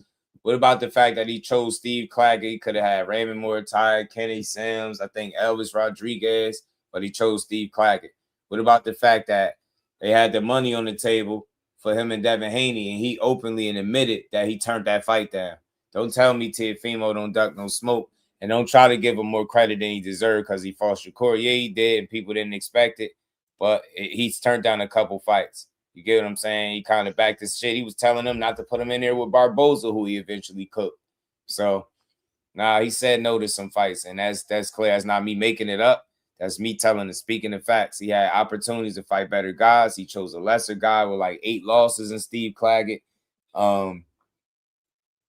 Then, turning down Subriel Matias, the pay-per-view fight, and then turning down Devin Haney. You said no to those guys, but I respect it. You fought Shakur. Now you challenging Rolly for his title up at 47. I respect it.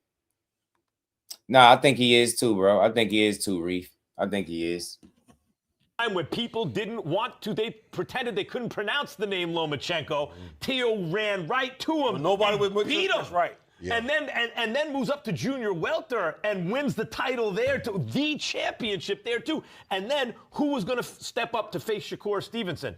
Because Tank Davis didn't want to say Shakur Stevenson's name. Come on now. And Teo thank you. I give Teo all the props in the world. That's all I wanted. That's all I wanted, man. When you bring up Teo and Lomachenko, real quick. Yeah. Is that I think is unfair. Is a lot of times when people talk about the Teo Lomachenko fight, they don't want to bring up that Lomachenko had a torn rotator cuff going in. But on the flip side, they do want to give Teo and say, well, he had an injury when he fought Kambosos. Here's the thing about Here's the thing about Teo against Lomachenko. Okay, Lomachenko's shoulder. Lomachenko's not really a full-blown lightweight. All that stuff. Teo came out outboxed Lomachenko for the first 6 rounds. Yeah, for sure. And then when Lomachenko inevitably starts coming on, and here comes the championship round, Teo's the one who rallies. That is a great fighter. On that night, if he never did anything else in his career, he showed on that night he was a great fighter. And by the way, in terms of the shoulder injury, that's, I think, a legitimate excuse for Lomachenko. Yes, that's sports. Nevertheless, sports. When a fighter loses, there's always an excuse because 0% of the time a dude's 100% coming into a fight. Yes, and I'm with you. It's sports. I'm only bringing it up because the Kambosos, there was always an F with, a butt with Kambosos. Yeah, and I'm guilty of saying there was a butt with Kambosos because Kambosos is a good fighter. I believe Teo at his best beats Kambosos, and I don't think he was at his best that night. Maybe if Lomachenko was at his best that night, he would have also beaten Teo. I don't know, but Teo showed me, even against Kambosos, Teo showed me a lot. Heart, yeah. Teo showed a lot of heart in that. He always makes excuses for Kambosos. I mean, for another wrinkle, guys, here is Teofimo sticking with his father. Gabe brought it up as his trainer after his loss to Shakur Stevenson. Teo talked about the reason why he'd stuck with his dad on the Mr. Versace podcast with Rick Reno. Check it out. So what was the purpose of the whole thing? The glory, the undisputed, the belts. You forgot what you're fighting for. No, I didn't forget. I don't ever forget what I'm fighting for. I think that I just need I need to just be affirmed on the decision that I'm here for. You know how great my son is? That you had all these people trying to mess with him mentally for that fight. Everybody. And you helped them. You know what I'm saying? Whatever it is, we both messed up, man. No. He said you helped him. I never tell you to lean in a fight. No. Tell me. And I tell you. You leaned in from the beginning of the fight. I don't want to argue with you. No, it's good. This is good for us. It was both our mistake, if you want to call it like that. Sometimes you just got to take it for what it is. I got to take my actions. Teo That one. This is something that we got to spill out. I got to take my actions when I'm wrong. You got to forget about the past. And one thing that you got to forget is about what they say about you, or if they don't put you on a pound-for-pound list, all that don't mean nothing. It wasn't me. Yeah. Not this time. No, it was you too. Not this time. No, you let it. And that's the part where. Tell me that you didn't let him have it. What do you expect? I got my, every son wants to make their father proud. Am I right? When you got your father in that moment, when you're bleeding, when they're allowing Shakur to do all these extra things, and you're in there, and you're broken the record for the most attendance in Madison Square Garden. You're this and you're that, and your trainer is not giving you instructions. They're just talking you down. Where's your power? Where's this? You're gonna hate yourself. All roads lead boxing. All roads, but do you not understand? I'm not even gonna argue with you because you're blaming me for it. You keep arguing with him and saying he ain't gonna argue with your father. That's what you said. Because I'm an advocate for you. At the end of the day, I'm an advocate. Who's Slick Boxer Gordo? I know who that is. I know who that is. Didn't I tell you to Slick Boxer Gordo? But who got me there? Well, God got you there. We got each other. The vision got us there. Exactly. Your vision, my vision, no one could beat that. It seems to me that Teo is using the fact that he was in a public forum to say things to his father and that maybe is harder to say privately and try to hold his father accountable. And that's the thing, guys. He's also showing everybody this is what I'm dealing with. Because Mr. Lopez, as I've said every time respectfully, sir, you have done a great job with your son because everyone has kids running around, but you, as Teo said, had a vision for your son. And you brought him from nowhere to the championship of the world in 2 divisions. You were obviously the driving force behind that, and other than your son deserve the most credit for that. I want to be very clear.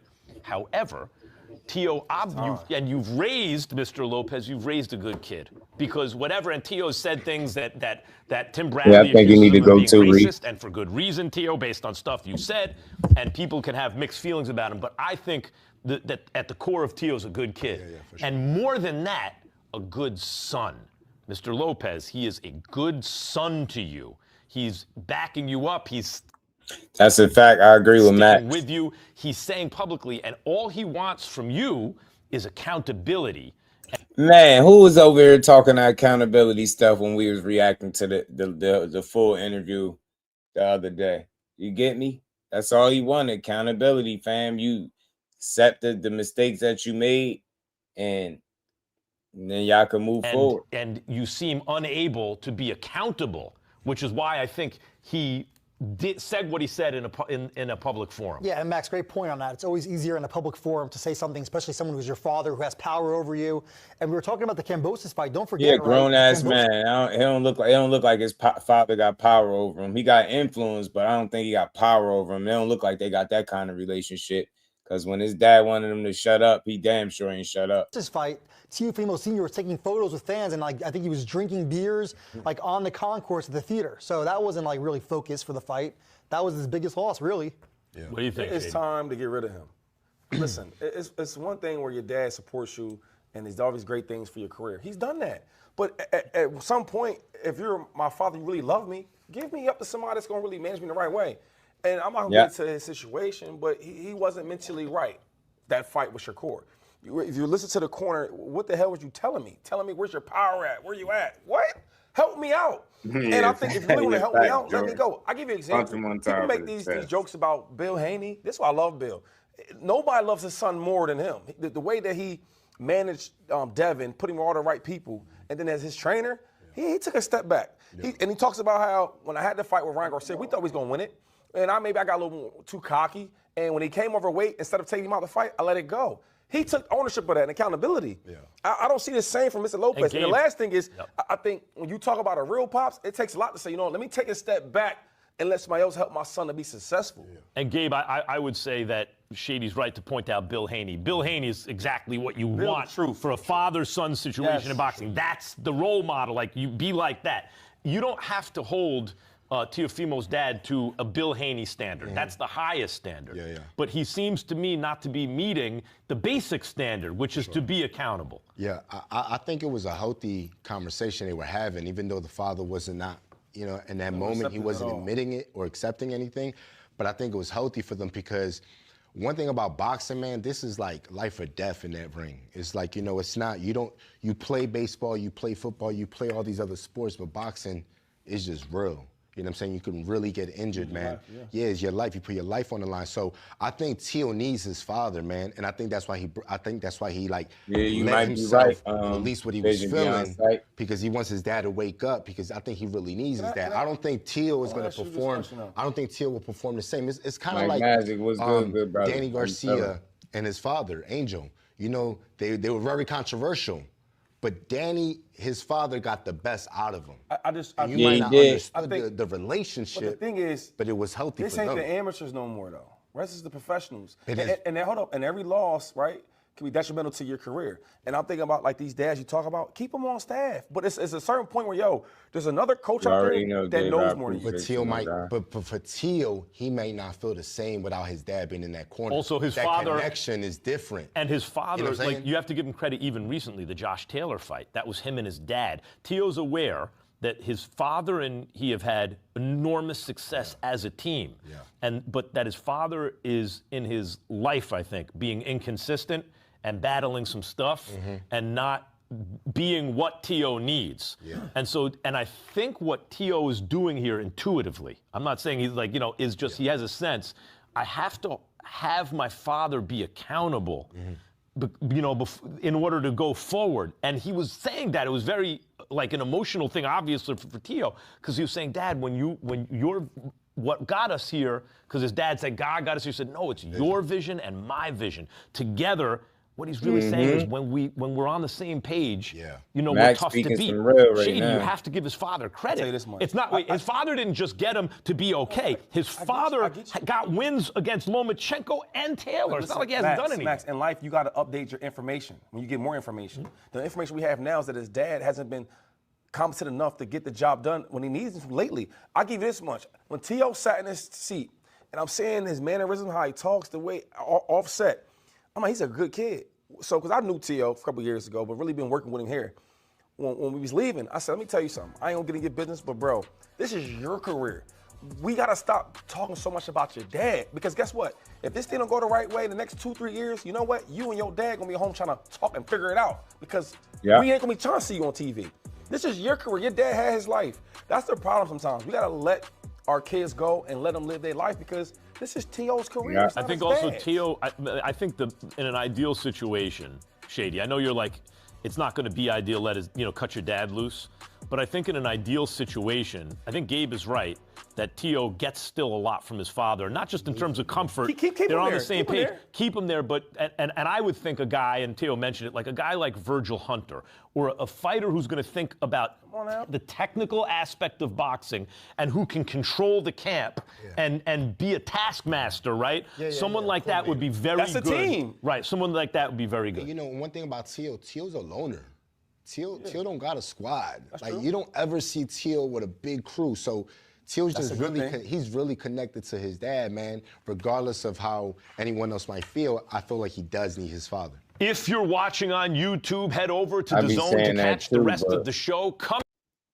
I just don't know, man. So look, that was a good conversation, man. You got Max Kellerman worried for T.O. I think that the question and concern is legit. I think you wonder just how much on point they are or are not, right? Like how much are they on the same page? Are they functioning as a cohesive unit, a well-oiled machine? Or is this gonna be another rough night in the office for Team Lopez, right? This is gonna be another, crash out moment when the fight don't go your way, right? So we gonna find that out. We're gonna find those things out this weekend. That's the beautiful thing about it. Schofield Senior should hear this. Absolutely. He need to take a super back seat. That dude's by far the most annoying father out of the bunch. Definitely. Let's keep rolling, man.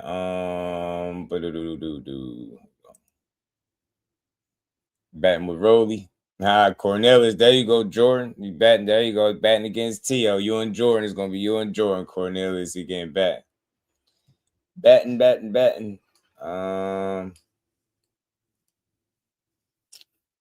wanted to say this because I'm gonna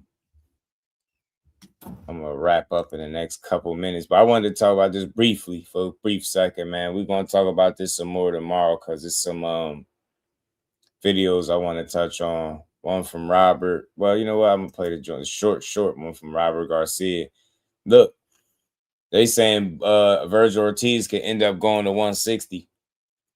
160 pounds. That's what they saying. Because he might not be able to get no smoke. Might be going up to 160. It seemed like they're trying to blame Boots for it, but we all know like they had opportunities just like everybody else. They just didn't capitalize on these opportunities, fam. And as a result, they find themselves on the outside looking in. So they need Boots to play ball, but I think they already proceeded with the Josh Kelly thing, which is a unification. So if you Boots and that fight, the fight with Virgil didn't materialize for one reason or another, you don't stay stuck on stupid. You just keep it moving, right? That's what he did. He kept it moving. And he went, he's been saying undisputed, going to another belt holder. So I think you're going to have to spin the block on the Virgil fight. Virgil might have to take a back seat to a 3-belt unification, and that's just what it is. All they ducks wasn't in a row on the side, on Golden Boy's side, Virgil Team Ortiz side, and they paid for it. You get me? They lost one of the biggest fights. That shit just didn't get made.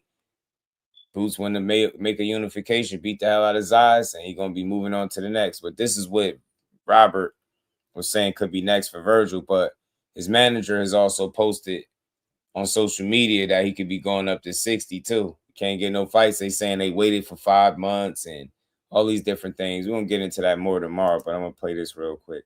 A few calls yesterday, even one of them was from my son. Did you really say that? I said, look, no, if I this is one thing that I'll say about Virgil's career. I think at 154, we're not going to get a title shot anytime soon because Boots is already talking about his unification and that's more important to unify, which I don't think so. The unifications are always there. If you want the biggest fight out there, if you want to give the fans the biggest fight, it's against Virgil. Yeah. And let's do it. That's what we want. That's do it when you're young and for. fresh and yes. Savage. Yeah, but see, I respect what Robert is saying, but they got to take into account timeline, availability. People got plans. What Boots said he want to do. Virgil don't got a title. So it's less incentive to be pressing and make a fight once it fall out. You're going to just move to the next guy that got something that you do want, and that's what Boots has done. So I understand Team Virgil, like, look, we back, we better than ever, man. Oscar pieced it up. There's no more Golden Boy lawsuit. I get it, but that time period going the way it did may have affected your positioning on the chessboard, if we call it what it is, because people start talking about you being on the show, possibly being inactive. Oscar was talking about it, right? These lawsuits could go on for a long time, but y'all ended up fixing y'all situation. But I still think that did more harm than good. That definitely suing your promoter don't put you in a position to get the Boots fight that you said you wanted. Yeah, that's what we want, and that's what we're asking for. But if he goes that direction of unification, then we have to wait. Then we could go after the WBC, which Mauricio himself told me, yes, I could make that fight. I could tell Fundora that it is mandatory, but he already has a fight coming up, so we have to wait till April, May of next year to fight Fundora. But if Boots becomes a three belt champion, he's gonna want to go for undisputed. So you make an interesting point, Mike Kirkland. It's funny how they not holding themselves accountable for why the fight didn't materialize. He sound reasonable. He understand that Boots would be chasing the unification, but they moved to 160 without fighting Boots. I'm gonna think they didn't want it overall as a team as much as they let on. You know what I'm saying? That's what I'm gonna think. Judah, what's good with it, Brody? And I'm telling you, Boots about to fight Kelly next, and then it's gonna be over for him getting an opportunity.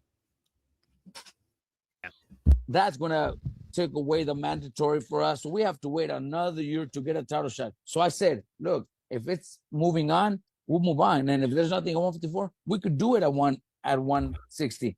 Charlo, Tim Su, man, Puerto Rican that just fought Boots, Sandro Sayas. Those are all big fights. Those are all huge fights. And if it's Charlo, man, I would love it too, because he's a great fighter. So that was my question. I was wondering what the weight was. So this would not be a 54. This would be at 160. We would, we haven't made that decision yet. Okay. But yes, maybe. But you're willing, regardless. Yes, we're willing. It doesn't matter if it's 54 or 60. We're willing to do it, because we're not gonna wait for that title shot at 154 if Boots is choosing to unify instead of giving the world the biggest fight out there. And then, like I said, if he unifies and wins, then he's going to want to go for undisputed. So that leaves us waiting for another year. So we got to move on. So that's what he was saying. So it's some talk about him going up to middleweight in November, y'all.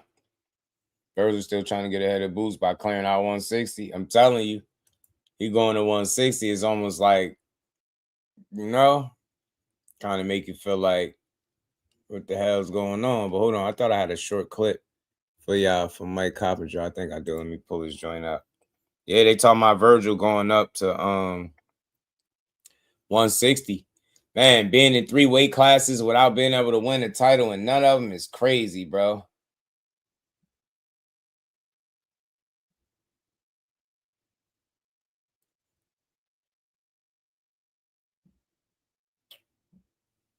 Tim said, can I see if I can get Raymond Ford on for an interview?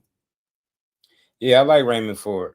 Matter of fact, I'm gonna reach out to my guy and I'm gonna ask him to get in touch with Ray Savage if he can. For sure. Yeah, man, look like Virgil ass about to move up or something, man. They talking about Virgil going to 160, y'all. So, and I don't think it's avoiding Boots. I don't want to say it like that, but maybe they figure he about to have things on Smash. It's going to be a long time for them to get a title. Maybe the opportunity could present itself or open up at 160. Yeah, I got you, Tim, for sure. Ray Ford's my guy. I like Ray Savage, man.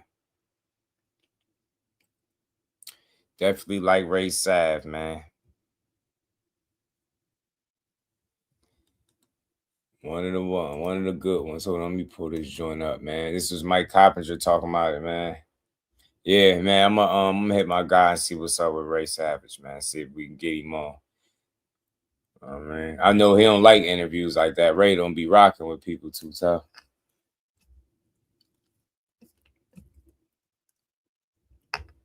He don't be beat. Nah, he definitely a good fighter.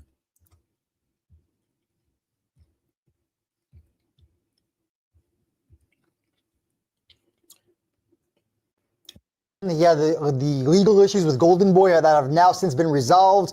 I'm told he's looking at returning the second week of November, and he could be moving up to 160. And I'm told if he goes to 160, Max, he's staying at 160. We just talked about how bad of an idea it is, right? To go up and down and vacillate. So wait, are you telling us now that Vergil Ortiz's next fight will be at middleweight? I think it's more likely than not that yes, it will be at middleweight, and there's 4 names they're looking at: Jermell Charlo, Arizlandi Lara, Tim Tszyu, and Carlos Adames. They want a big-time fight. Oh, yeah. And that Jermell Charlo and Vergil Ortiz, shout out to L Dub, the plug. He said Golden Boy is in talks about a potential fight with Mel Charlo and Vergil Ortiz. So let's see. Let's see it. I'm here for it. I want to see these fights, man. I want to see them. Fight, and they think the fights are at 160. So look, Vergil could be coming back in November, y'all. November at 160 for opportunity, but this would be his third weight class with no major title, and maybe the third weight class would be a charm. Maybe he could win a title at 160. We're gonna revisit this tomorrow. We're gonna talk about it. We're gonna go more in depth with his opportunity, what his opportunities look at 60, and the possible fights. Vergil to 60 might be a smart move, being that he ain't getting a Boots fight right now, and he got to move forward. Boots going to keep moving forward with the titles. Robert Garcia is thinking smart because he know Boots already in line for Josh Kelly. He fight him. If Fundora be the last title left, why wouldn't they fight for Undisputed? That don't leave Vergil no opportunity to get no belt. So he won't be no champion at 54. That's crazy. That's a crazy turnout. Vergil been getting a kind of a raw deal. I like him, but I hope if they don't fight at 54, I hope 60 is where it happened at. We need to see this fight. This is one of the best fights in boxing. I think everybody would get behind this fight. You have to be a fool not to. These is two of the cream of the crop right here. These dudes are the cream of the crop. And one mixtape Boots, volume 37 is going to be on the way. Let's see if it's featuring Josh Kelly or whoever. Yeah, 160 heating up, especially if Vergil step in there. He stepped to 160. It's going to get interesting. Nah, for sure. For sure. I'm gonna reach out, Tim. I got you. I'm gonna let you know what happened.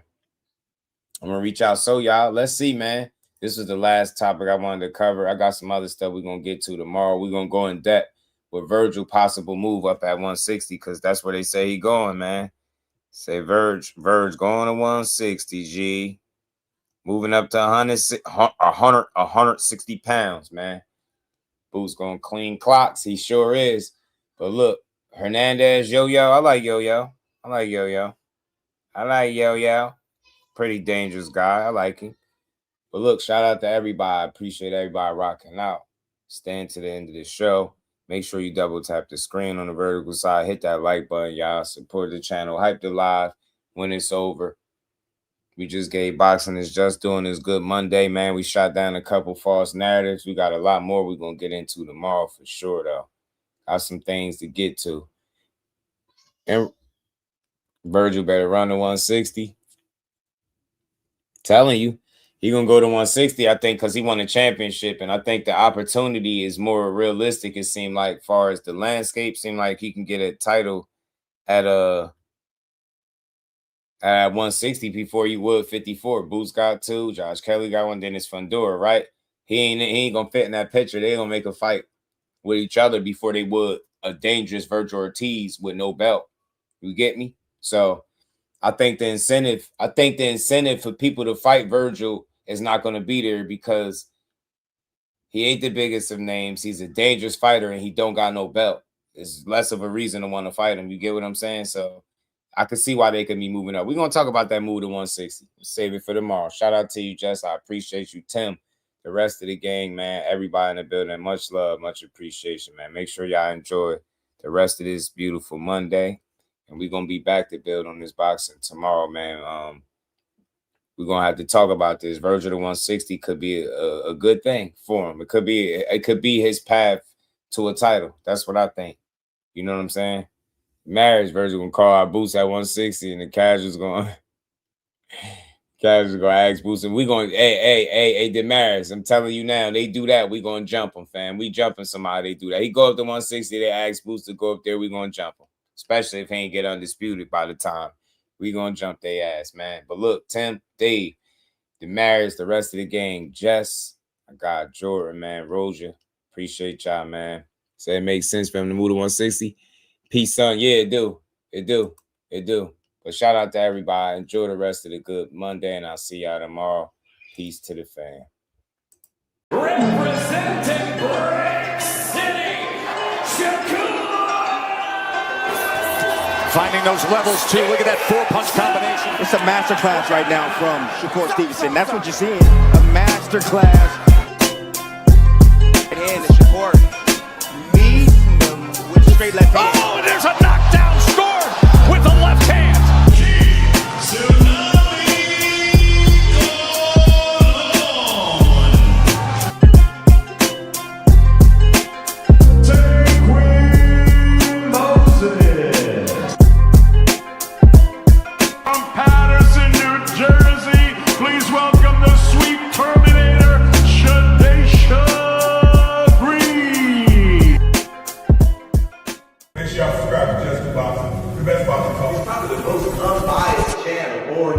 Right now, we're going to give him his just due. Shout out to my brother Just Due.